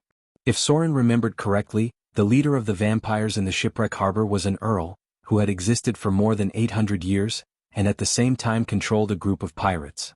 It was an old-fashioned and mean old thing, a standard high-grade legendary creature, with a morbid pursuit of the rules. Although vampires had long lives, unfortunately they did not live for too long. Unless they were willing to hide in the cemetery and not come out, sooner or later they would be killed by adventurers, paladins, or other people who believed in kindness and justice. Because even legendary vampires could be directly killed by an 8th circle sunburst, not even leaving a speck of dust on the spot. Vampires were famous for being rich. During the Age of Chaos, who knew how many quasi-legendary wizards and priests were looking for vampires everywhere, completely on the rhythm of making a fortune. If Soren mastered sunburst spells or had a sunburst scroll, he would dare to challenge legendary vampires. The priests of the god of light killed the vampires in batches. Soren prepared high-density holy water, which cost him nearly 200 Kindler coins. This holy water was a special item made after a ceremony, and its effect was stronger than ordinary holy water. It could cause 60 holy damage to any evil creature, and it could even cause double damage to undead creatures. If it wasn't for the obvious weakness of dark creatures and undead creatures, many people would have changed their race. After all, the attributes provided by vampires were too high. Sunburst spells could cause double damage to them, and control undead creatures could also directly control them. Soren did not come back until nighttime. Vampires did not move during the day, so there was basically no problem during the day. When he came back, he saw Ariana wiping the corner of her mouth, and a trace of blood could be seen. This made Soren frown and said slowly, "You went to kill people again?" Hearing this, Ariana was startled and then whispered, "I have already dealt with the body." Soren nodded slightly. His expression was a little uncertain. The newborn in front of him was way too thirsty for blood. She had just killed an adult yesterday, and today she couldn't help but want to suck blood. Although this could increase the speed of her strength, the possibility of being exposed was very high. If she didn't know how to control herself, she wouldn't be able to live for long. Catch. Soren threw a large cloak over and said slowly, "Let's leave this place. You go and lure the tracker out." Ariana nodded and put on the cloak. When they went downstairs, the sturdy lady boss was scolding someone. It seemed that one of the workers was lazy and didn't show up. When Soren heard this, he couldn't help but look back at Ariana. She obviously avoided his eyes. It seemed that this matter was related to her. This discovery undoubtedly made Soren's heart sink. Vampires rarely hunted around him. The newborn in front of him was a guy who had no education and didn't know anything. Even the waiter in the hotel did the same. Fortunately, she didn't expose herself. Otherwise, Soren wouldn't be able to protect her. He might even be implicated. The lady boss looked like a third-grade adventurer. The other people in the hotel weren't easy to deal with either. In this world, there were too many adventurers who retired and changed to some simple jobs to support themselves. It seems that I miscalculated a little. Soren was quite dissatisfied and said to himself, a newborn vampire is a time bomb. She can't control her desire to suck blood. The two of them walked out of the shipwreck harbor. Soren didn't walk with her. Ariana left from the front door alone. When she walked to the street, there was obviously another female vampire standing in the same position that Soren saw yesterday. These female vampires seemed to appear in shifts. This time, the beautiful vampire looked at Ariana and then directly walked in front of her. With a cold expression she said, "Leave here immediately, wanderer. Otherwise the ancestor will kill you." The internal conflict among vampires was very fierce. The battle between families was extremely cruel. It was difficult to accommodate another vampire family in one place. Even wanderers would be excluded because the vampire's food was human-like intelligent creatures. The appearance of another family meant that there was a fight for food and territory. If wanderers hunted in their territory, the consequences and mess would be dealt with by the vampires. If they weren't on the street, the vampire just now might have directly attacked Ariana and then killed her or brought her back to the nest. Vampires could live for a long time. Therefore they lived more cautiously. Otherwise there wouldn't be any place for them. Ariana's expression didn't show much fear. It seemed that she wasn't a vampire spawn. Instead, she directly drank the blood of high-grade vampires. She was a vampire with a higher starting point. Therefore, the beautiful woman didn't realize that she was a newborn and only thought that she was a wanderer. Otherwise, she might have already planned to attack. Newborns were too dangerous. Ariana slightly bared her teeth. Her expression was a little fierce and then she walked outside. It seemed that she knew how to control herself and knew that she couldn't be exposed in the crowd. Soren followed behind with a frown on his face. Before they separated, he had already told her the direction to go and then silently followed behind. The elders could track their descendants and even control the target, but there was a limit. If it exceeded the range of their ability, the descendants would be freed. There were many wanderers among the vampires. They committed crimes to increase their strength, and then when they reached a certain stage they would create their own family. These vampires were slaves at first, and it would take a long time for them to be free, unless they betrayed them like Ariana. The law and order in Shipwreck Bay were chaotic. When Ariana went out, she was stopped by a drunk sailor because of her appearance. If she didn't remember Soren, she might have seduced him and killed him in a deserted corner. However, she still punished the drunkard a little. She directly raised her hand and broke his arm. When she smelled a trace of blood, her pupils dilated slightly. After a while, she recovered and quickened her pace to run outside. Soren had been silently following behind. Night was his best cover. He seemed to have heard something. He looked up at the roof in the distance. Unfortunately, he didn't see anything, but he couldn't help but slow down and catch up with Ariana from the other side. The elder who turned her into a vampire might be nearby. The other vampires in Shipwreck Bay could confuse the other party's senses, but it was much easier to track her in the wilderness. Ariana's pace gradually increased. She seemed to feel something. Her expression was a little scared and she fled further away. Time passed little by little. She had walked more than 10 kilometers in the night, and Soren was following behind. Even Ariana didn't know where he was. The woman was obviously afraid because she wasn't sure of Soren's position. She was even a little worried that he didn't follow her. But now she couldn't retreat. The consequence of exposing her whereabouts was that she would soon be discovered by the elders. One figure after another flew through the forest. Soren frowned slightly. He noticed that there was more than one enemy. At least 3 vampires followed them. Haha. A strange laughter suddenly came from the front, and then a charming woman walked out from behind a tree. She was wearing an exquisite noble dress, and her fingers were wearing white gloves. Her fingers were playing with something and she said playfully, "My dear little sister, where do you think you're going? Do you know that your behavior has made the master very angry?" Defection was more serious than usurping the throne. This was a serious challenge to the authority of the vampire clan leader, and also a violation of their long-standing rules. They were lawful evil beings. Vampires strictly adhered to the rules that had been passed down for thousands of years. They rejected any existence that brought chaos. When necessary, they would directly execute the target. Chi. Ariana opened her mouth and revealed sharp fangs. Her pupils turned green and black claws appeared on her white fingers. She looked at the woman in front of her with hatred and said, I don't have any master. I'm free. You killed my family. You killed my family. You monsters. You monsters. Monster. The charming woman laughed and her whole body trembled. Her expression suddenly became cold and said, Aren't you a monster? Look at yourself now. To be able to enter the bloodline form so quickly, you must have killed a lot of people, right? Ariana's expression was a little ugly. She looked at the woman in front of her, and her expression was slightly absent-minded. She said as if she was comforting herself, It's all you're doing. You made me like this. You made me like this. All the people I killed were people who deserved to die. None of those men were good. Is that so? A cruel smile appeared on the charming woman's mouth. She suddenly made a gesture, and her figure instantly rushed over. 2 other figures rushed out from the side, and it seemed that they intended to subdue her at once. 3 afterimages attacked. Ariana let out a low roar and directly rushed toward the charming woman in front of her, as if she wanted to die together with her.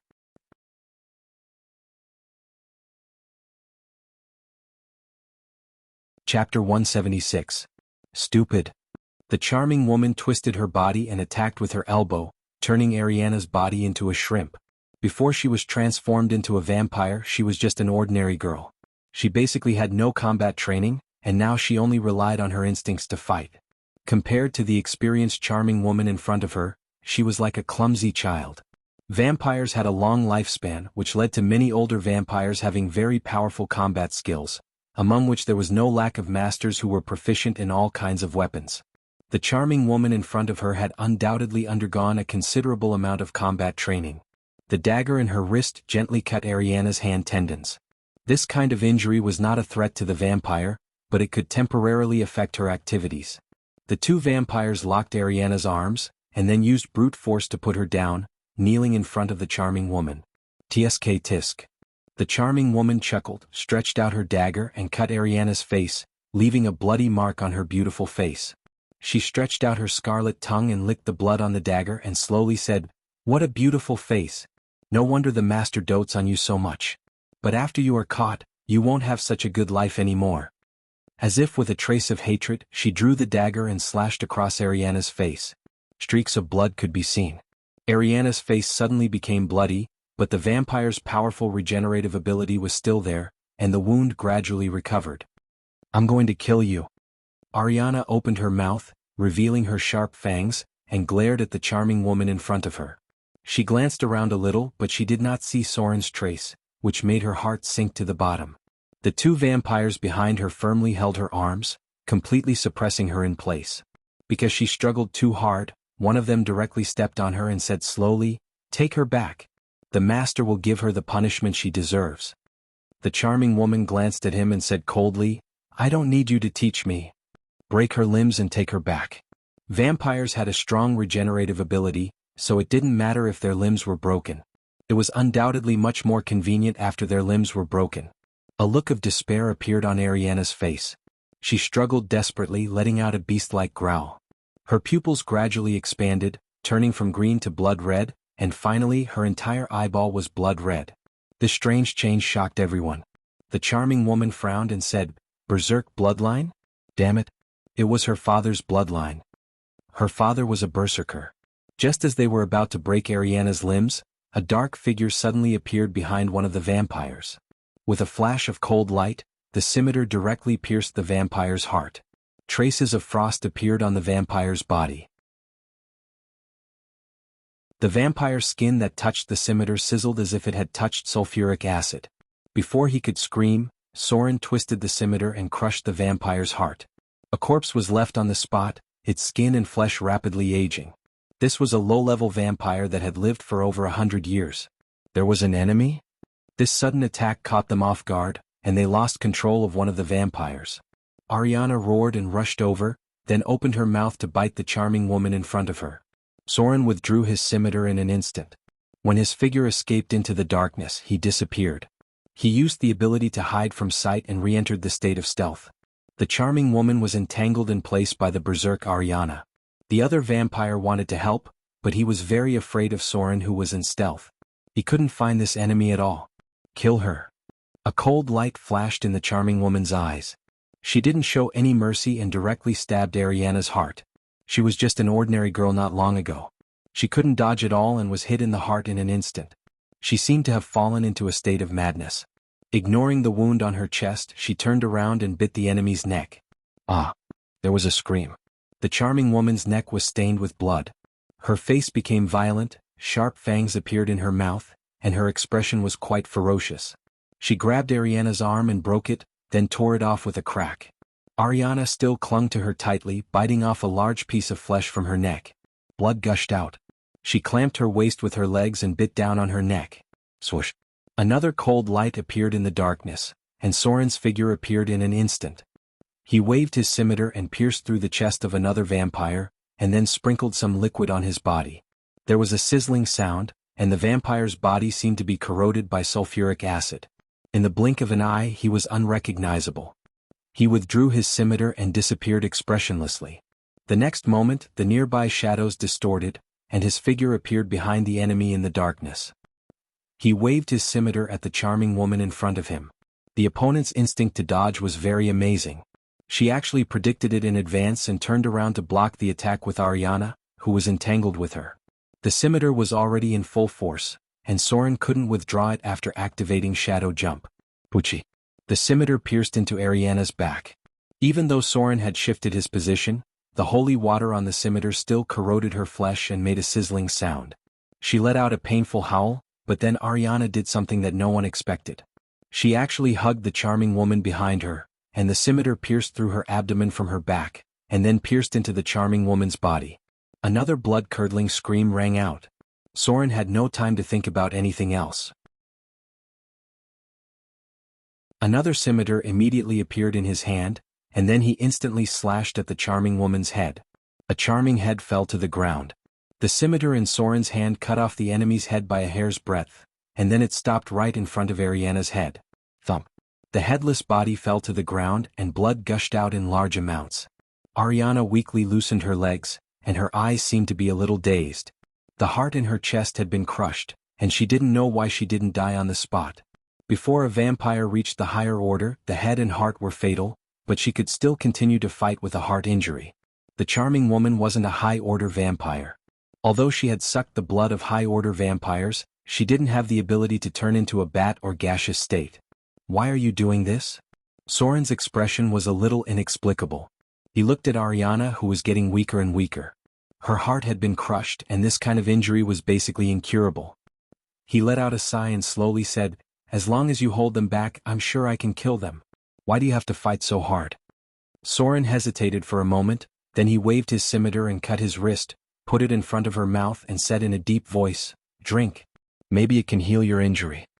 Blood was flowing. Ariana's expression was a little sober, but she looked very weak. She used her remaining arm to move Soren's wrist away from her mouth and then murmured, "I saw my brother. I saw a lot of dead people. I don't want to kill anyone. I really don't want to kill anyone." A drop of blood-red liquid appeared in the corner of her eyes. It was said that the tears that vampires sometimes shed were blood, but this was the first time Soren saw it. "You'll die." Soren knelt in front of her and said with a complicated expression, "Drink my blood and you may come back to life." Ariana slowly shook her head, and her pupils became more and more unfocused. She said in a low voice, "I am finally free. Thank you. Thank you, Soren. My soul. Will it be redeemed? I don't want to fall into the abyss of hell." Soren was silent. Vampires were destined to fall into the abyss of hell. Unless a legendary priest or a saint held a redemption ceremony for her, her soul was very likely to be reborn in the abyss of hell. This was a pure soul. Such a soul wouldn't be drawn into the cycle of reincarnation by the river Styx. If there was no one in the heavens to receive her, then the abyss of hell would be her final destination. Vampires were cursed creatures. Not to mention that she had killed so many people. Even the gods she believed in wouldn't do anything, and they might not have the energy to pay attention to such an insignificant soul. Soren slowly held her hand and whispered, "Yes, I'm sure of it. You're free. No one can enslave you anymore. As long as your heart is still pure, no one can desecrate your soul. May you be redeemed. May your soul rest in peace." Ariana's mouth showed a smile with difficulty. Her pupils gradually dimmed and she murmured with her last words, I'm sorry." her hand fell weakly and no one knew what her last words meant. Soren inexplicably felt a little suffocated in his heart. He slowly put down her arm and then walked to the charming woman's body. He cut open her spine and took out the central half of her spine. He silently cleaned the battlefield. Although he wasn't injured at all, he still felt a little uncomfortable, as if he was suppressing something. He bent down and picked up Ariana's body, and took her arm that was torn off by the enemy. A complete body. This was respect for the dead. Sauron carried the corpse and walked into the darkness, heading into the distance. This was a good girl. No matter what she had experienced, no matter what she had done, her soul was still pure. She should have a quiet and beautiful place to bury her bones after death. That place would be full of flowers in the spring next year. P.S. Looking for an annual vote.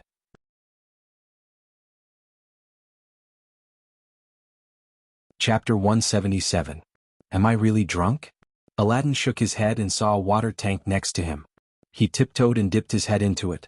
When he came out, his eyes were obviously sober. Although he was not tall and had a small belly, in fact, Aladdin's alcohol tolerance was much better than Soren's. Some halflings could even drink barrels of wine that were as tall as their height. Maybe it was related to their living habits. Tobacco, ale, and delicious food were three indispensable parts of their lives. Aladdin still trusted his eyes, so he felt that what he just saw should not be an illusion.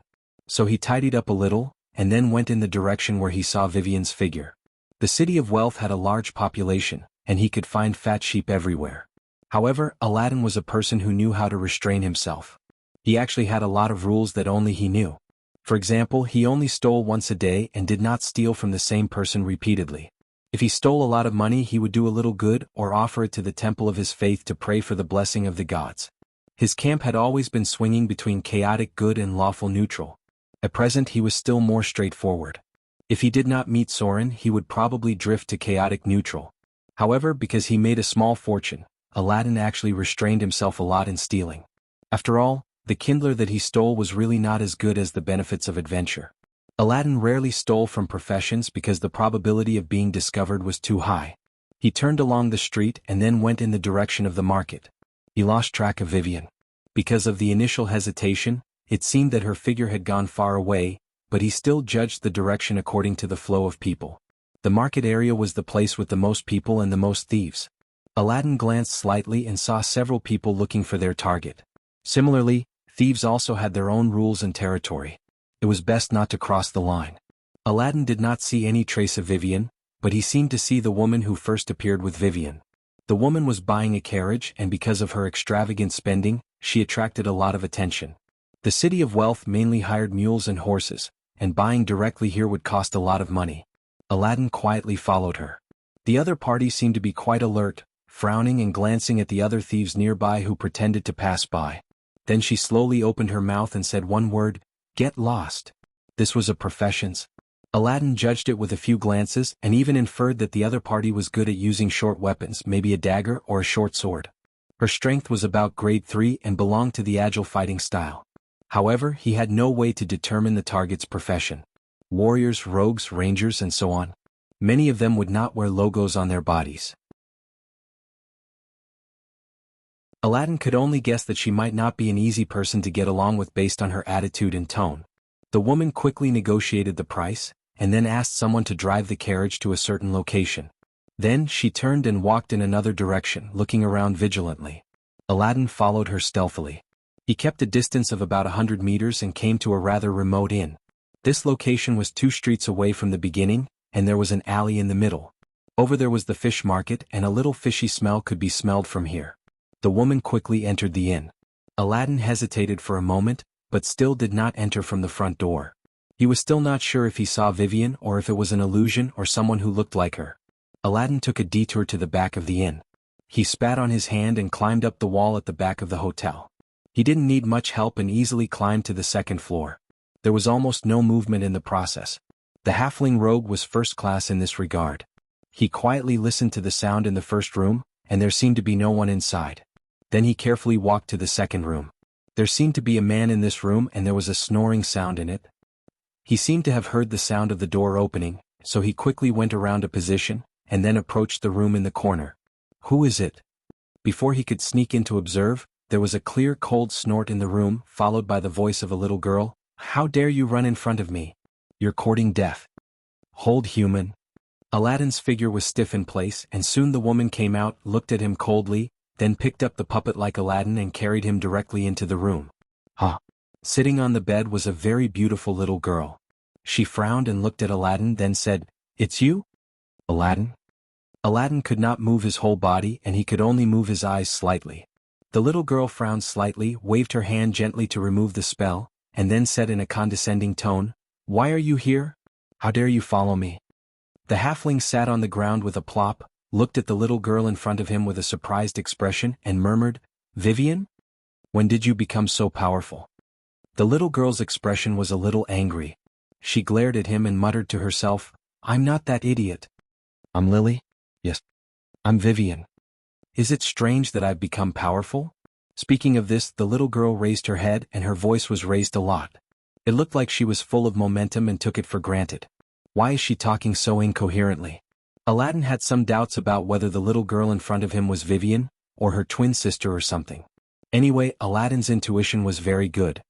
He found that the little girl in front of him was very different from the one in his memory. Although her appearance was almost the same as in his memory, her expression, tone of voice, and so on were not the same as the Vivian he knew in the past. In his memory, Vivian was a very obedient and well-behaved little girl. She was very gentle and kind to everyone, and would not have this kind of condescending feeling. Moreover, Vivian seemed to like white, right? She used to wear a lot of white dresses. But the little girl in front of him was wearing a black princess dress and black silk gloves on her little hands. At first glance, she looked a little arrogant, quite like a spoiled little princess in the royal family. But she really seemed to be Vivian. Aladdin believed that his eyes would never be wrong because even twins could not be exactly the same. As a clever rogue, he could still distinguish this difference. "Vivian." The halfling's expression was a little hesitant and he whispered, "Why are you here? Didn't you go to the north with Soren?" The little girl's big eyes rolled around. The expression on her cute little face seemed to be evil for a moment, and the corner of her mouth showed a little evil smile, but it quickly disappeared. A trace of moisture quickly appeared in her beautiful big eyes, as if she had been reminded of something sad. She looked a little scared and her eyes were misty with tears. She said in a very tender voice that made one's heart ache, "It was like this. But my brother and I met a bad guy. As a result, we got separated. Fortunately, I met this big sister. She was very kind to help me and brought me here." Women were born with a natural talent for acting. The beautiful woman next to her immediately changed her expression, and her face showed that she was right. The little girl then stood up and glanced at Aladdin, who was about the same height as her, and said in a pitiful voice, "I thought you were that bad guy, so I used magic on you. Don't blame me, okay?" Acting cute was a success. The little girl's pitiful appearance quickly let Aladdin put down some doubts, because at this time, Vivian was very similar to what he remembered. Maybe it was because she was in trouble so she looked a little different? "Who attacked you?" Aladdin's eyes were slightly dazed, but he didn't notice it himself. He was quite angry and said, "Don't be afraid. If a bad guy bullies you, I'll help you deal with him." The charm was successful. The little girl's mouth showed a sly smile, and her expression was a little naughty. There seemed to be a strange light in her eyes and she continued to say in a pitiful tone, "It's a very, very bad vampire. But he seems to have offended others. There's a very, very powerful paladin chasing after him. You look like a great rogue. Brave Aladdin. Can you help me find his location? Then we'll tell that paladin. Let him deal with that vampire." The halfling patted his chest without hesitation and said, "No problem."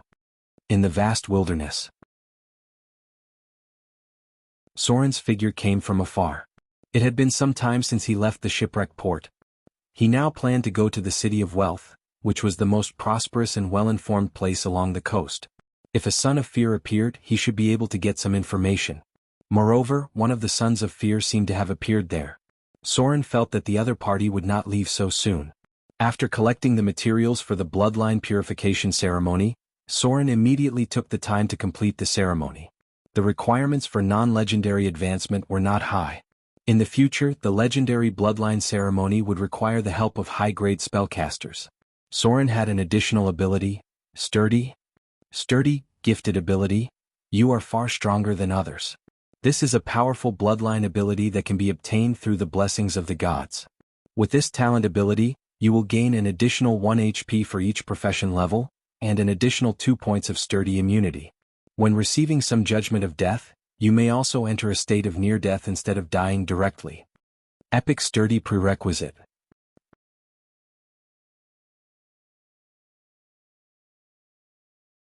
Chapter 178. You'll kill him like this.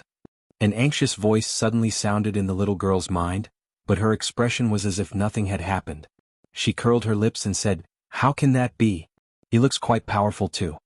Besides, the halflings have good luck. If we don't let him help us find the Son of Fear, do we have to find him ourselves? There is telepathy between the Sons of Fear. This idiot is so useless. I can't even beat him.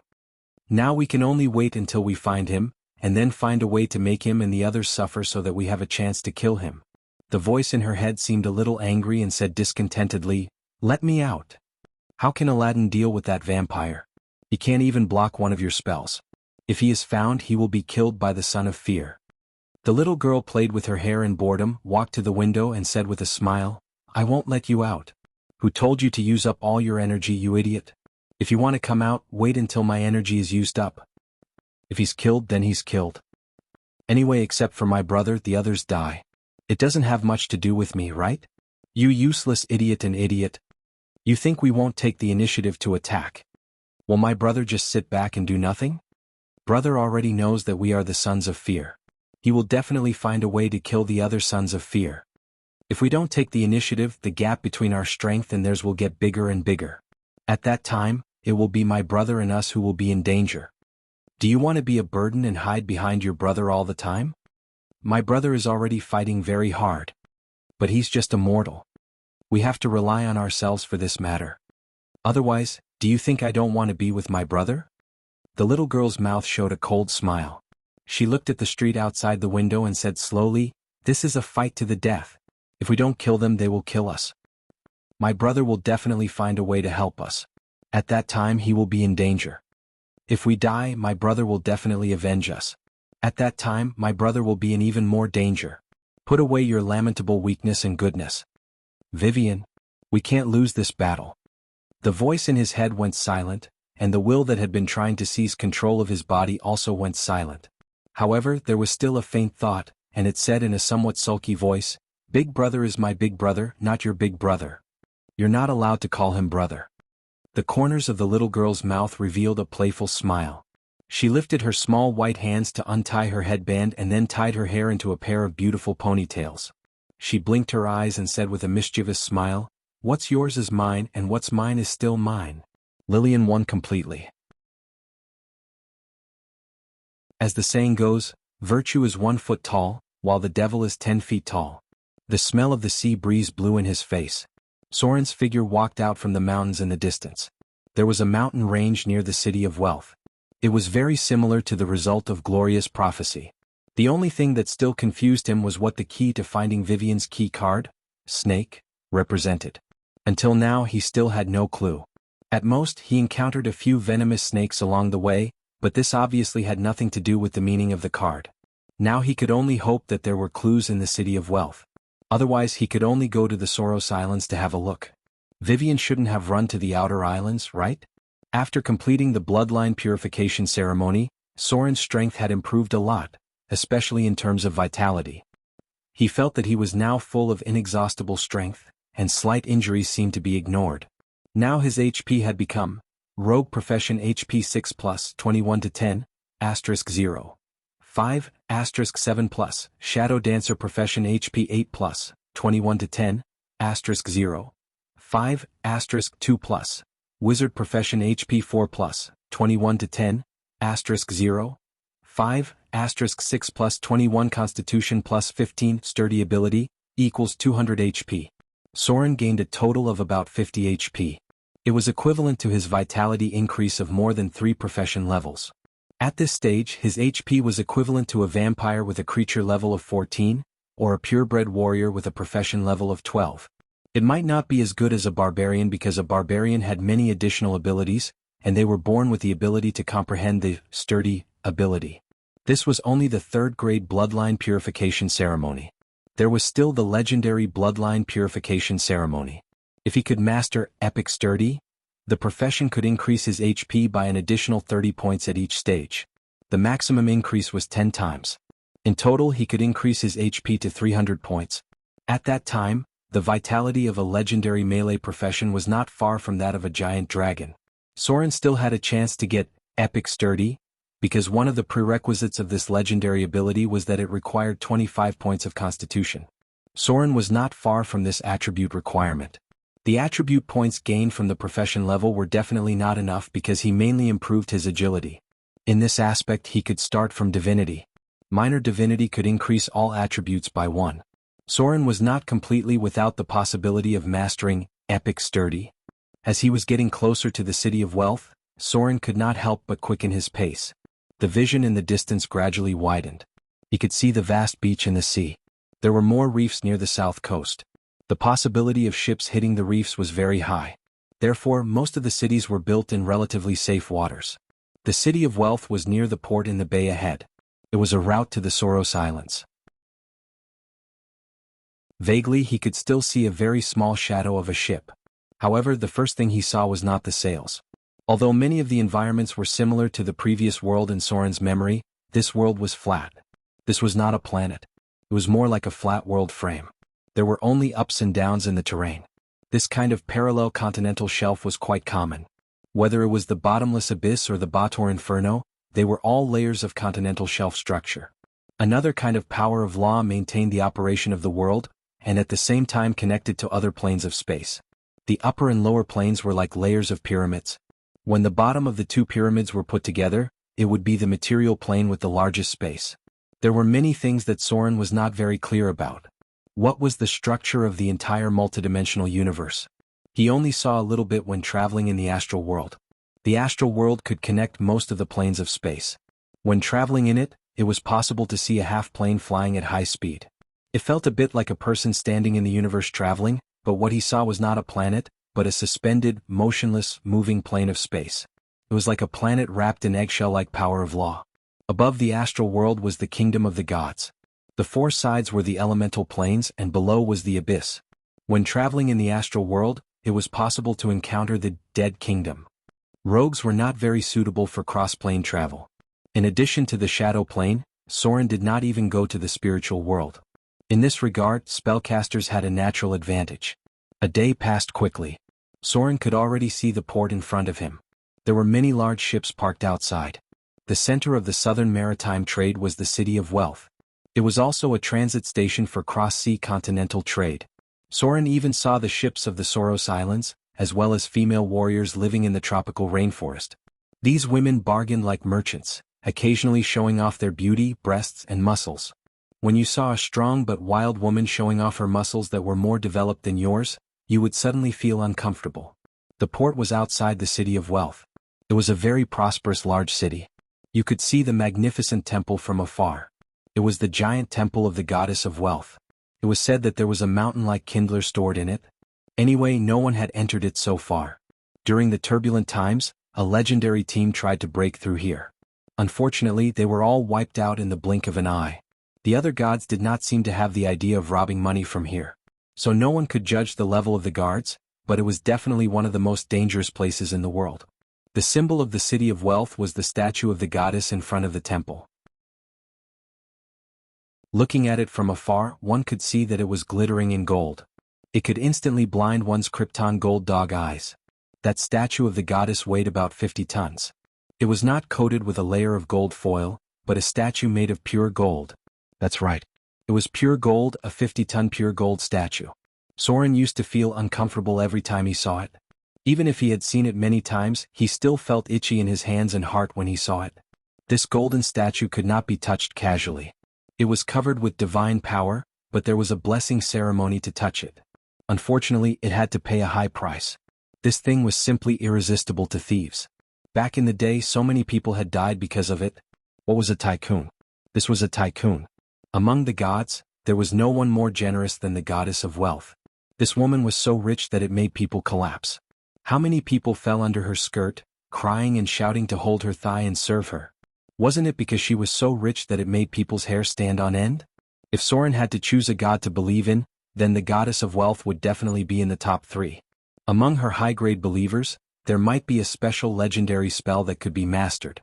The name was Dragon Covenant. This was a legendary spell that basically did not require much mana, nor did it require too much power. It did not even matter if one's profession level was not high. It could be used directly. The effect of the spell was to summon a dragon or a group of dragons. A pure-blooded dragon species. It was possible to summon an ancient dragon that descended from the plane, or an ancient dragon that lived in seclusion in the cracks of time and space. It was a very abnormal legendary spell. But it was also very expensive. The legendary spell, Dragon Covenant, started at 100,000 Kindler coins. How much money could be used to summon powerful allies? It did not rule out the possibility of summoning the demigod dragons of the Kingdom of Dragons. Anyway, this legendary spell could only be used by the top tycoons. Soren had only seen it once so far. He used the mountain-like Kindler to summon 3 adult red dragons, and then directly destroyed a small city. Soren did not dare to look at the Temple of Wealth. He was afraid that he would be impulsive. Impulsiveness was definitely the devil, so it was better to not see it. It was getting late. Soren was going to find a place to settle down first.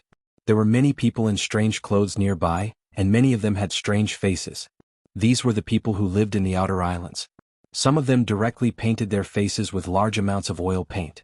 The City of Wealth attracted any race that pursued wealth. Other intelligent creatures could be seen everywhere, such as dwarves, elves, orcs, halflings, and so on. Every year, many adventurers from all over the continent came here, wanting to find a chance to make a fortune in the City of Wealth.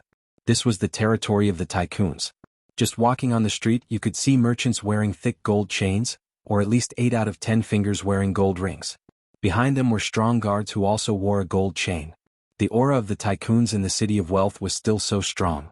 Soren felt his hands itching, but he was still very restrained and did not make a move. Because the guards in the City of Wealth were also very powerful. They were the top city army on the road, and almost all of them were equipped with 1 or 2 rare grade equipment. This was the core city of the goddess of wealth. It was also an important source of her faith and the birthplace of spreading her faith. She allowed the believers of the god of theft to move around here, but she absolutely did not allow them to destroy the normal source of wealth. In short, it was no problem for small thieves to make a living, but if they dared to count on stealing to make a fortune, they would be unlucky. If they caught one, they would throw one into the mine. The priests of the goddess of wealth would definitely not mind using more slaves to mine. At least hundreds of people were sent into the mine every year, never to come out again. There was a sudden commotion on the street. Soren frowned and took a look. His expression could not help but show a trace of doubt. Because it was a complete mess in the distance, the crowd was running back in a panic. Some of the big-bellied merchants were sweating profusely, and the gold chains on their necks were shaking. They had a lot of guards under them, so they would not be driven like stray dogs, right? The chaos was gradually expanding. There were more and more people hiding in the crowd. There was a shop next to Soren that seemed to be selling stolen goods. The fierce-looking boss looked into the distance, closed the door without saying a word, and then drove all the other workers in. Further away, some merchants were in a panic and did not know where to go. They directly went into the alley with their guards. The fat figures ran very fast and disappeared in an instant. This scene was rare. People were running everywhere as if they were hiding from the plague, but there was no murderous intent. Could it be that there were people who dared to behave atrociously in the city of the goddess of wealth? Soren's expression became more and more puzzled. He jumped lightly to the second floor, and then looked toward the place where the chaos was happening. At a glance, he almost staggered. Soren jumped down from the roof without saying a word, and then his figure went directly into the shadows. Then he went into stealth mode and quietly entered the alley next to him. It was indeed the plague. To be able to make such a big commotion in the City of Wealth and scare others to run around without alerting the city's army, there was only one existence so far. That was a sacred warrior.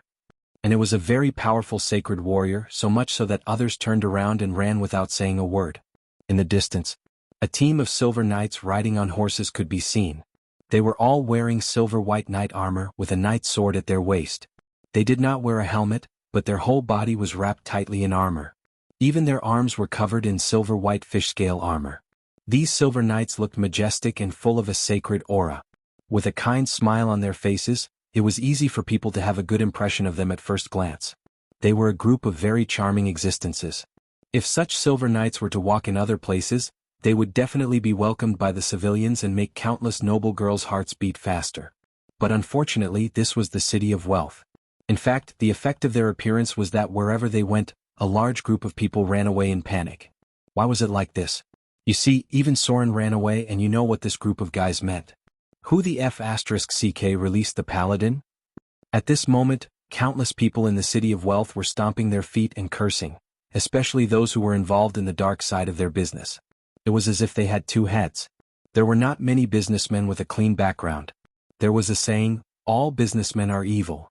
Most of the businessmen could stay neutral, and the businessmen who were good could be counted on one hand. Especially those who ran overseas trade, they would occasionally make a cameo appearance as pirates. If they won, they would get double the benefits. How could they not be tempted?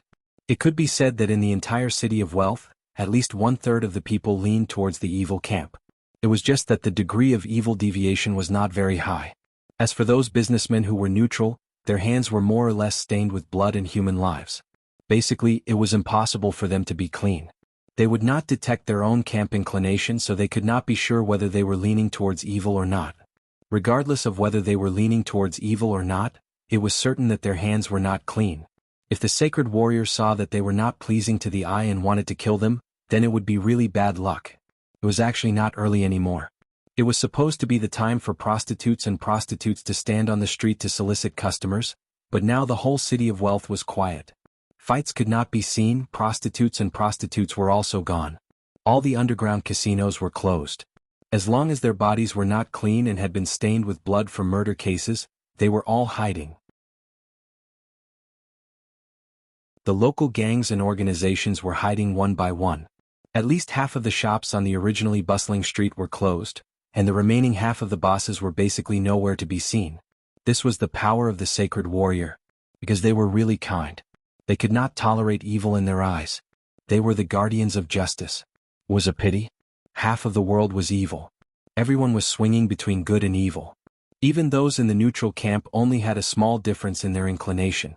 This was the city of wealth. In the pursuit of wealth, there must be many people who used shady means and even took human lives. Few people here thought that they were completely clean, so when they saw the sacred warrior appear, their first reaction was to frown, then panic, and then turn around and run away. Because it was the Silver Knights that appeared. They were the most powerful sacred warrior organization in the world. Those seemingly heroic Silver Knights were not just for show. At least half of them were high-grade professions. If they suddenly lost their minds and threw out a large-scale detection camp, the entire city of wealth would be shrouded in a bloody light amidst the golden splendor. People from all walks of life were contacting the city hall, hoping that they would expel these sacred warriors. Unfortunately, no one dared to do so. Because there was also the current leader of the sacred warriors, the legendary Silver Hand. The age of the leader of the sacred warriors could not be seen, but his face was very resolute. He frowned and looked straight ahead at the chaos and could not help but sigh softly. Your Excellency, the Silver Hand. Behind him, a young knight with a face full of indignation said in a deep voice, Do you want to purify this dirty city? I've seen too many evil people. The Silver Hand could not help but frown, turned to look at him and said seriously, Shut up. Don't talk nonsense. Our mission is to eliminate the evil son of fear. He has killed thousands of people. A town and 5 villages have disappeared because of him. This is our mission. After the mission is completed, we will go back. The atmosphere became oppressive and heavy. Some young sacred warriors who had just come out to perform the mission could not help but show indignation. It seemed that they did not understand why His Excellency the Silver Hand, who they had always believed in, was indifferent when they saw so many evil people. Naturally, they would not doubt the piety of the Silver Hand, because if the Silver Hand could not be called a sacred warrior, then no one in the whole world could be called a sacred warrior. He was pious, strong, brave, fearless, kind, humble, loyal, sympathetic to the weak, protective of women and children, and firmly believed in justice. Almost any knight's virtue could be used to describe him. Because he was the Silver Hand. The most powerful and most pious sacred warrior in the world. At his waist was one of the few artifacts in the world, the Star of Day. Only the most orderly and kind existence could use its power. It was as if there was a sadness brewing. The Silver Knights walked on the messy streets and there were almost no people on the road. Their expressions gradually became a little sad and indignant. Some people even hammered their chests heavily and opened their mouths to make a silent roar. They did not understand. They did not understand why they, who believed in justice and guarding the good, were like the plague that made people run away. Only the older sacred warriors still looked calm. They followed behind the silver hand silently. It seemed that this was not the first time they had encountered such a situation. Behind them were the young sacred warriors. The faces of these young people gradually turned into sadness, and some even shed tears inexplicably. Maybe some people would leave the ranks of the sacred warriors in the future, but those who stayed would undoubtedly be more pious and firm. The crowd in front gradually increased. Some people in rickety clothes came out of the dirty and filthy alleys. Their faces were full of traces of vicissitudes, and they were bruised and tortured by life. When they saw the figures of these silver knights, there was a glimmer of light in their eyes. That light was called hope. Many people knelt on the ground and some even cried and kissed the ground they walked on. A white-haired, crippled old man staggered over. He knelt in front of the silver hand, trembling, and bowed his head deeply to express his piety and humility. Tears streamed down his face as he said, "Justice has finally appeared. My son, my daughter, they're all dead. They were all killed by someone." The old man sobbed and knelt deeply on the ground. The silver hand slowly leaned over and humbly lowered his head to the old man in front of him. Then he helped him up and said in a deep voice, "The sacred warriors are immortal. Justice lives forever." These words seemed to be filled with boundless power. The young sacred warriors who had been extremely depressed, suddenly felt their blood boil. They stood behind the silver hand with a solemn face and looked at the crowd in front of them with firm eyes. Many of them held their swords tightly, and their finger bones turned white because of excessive force. Just a single sentence had awakened their hot-bloodedness and turned their initial depression into endless motivation and perseverance. Only the older sacred warriors showed sadness on their faces. There seemed to be a trace of powerlessness, a trace of loss, and a trace of emotion. In the end, all of them turned into resolute eyes and looked at the group of people in front of them. They were the poorest of the poor, the people who were exploited, oppressed, and brutalized. They were the weak, the most pitiful group of people.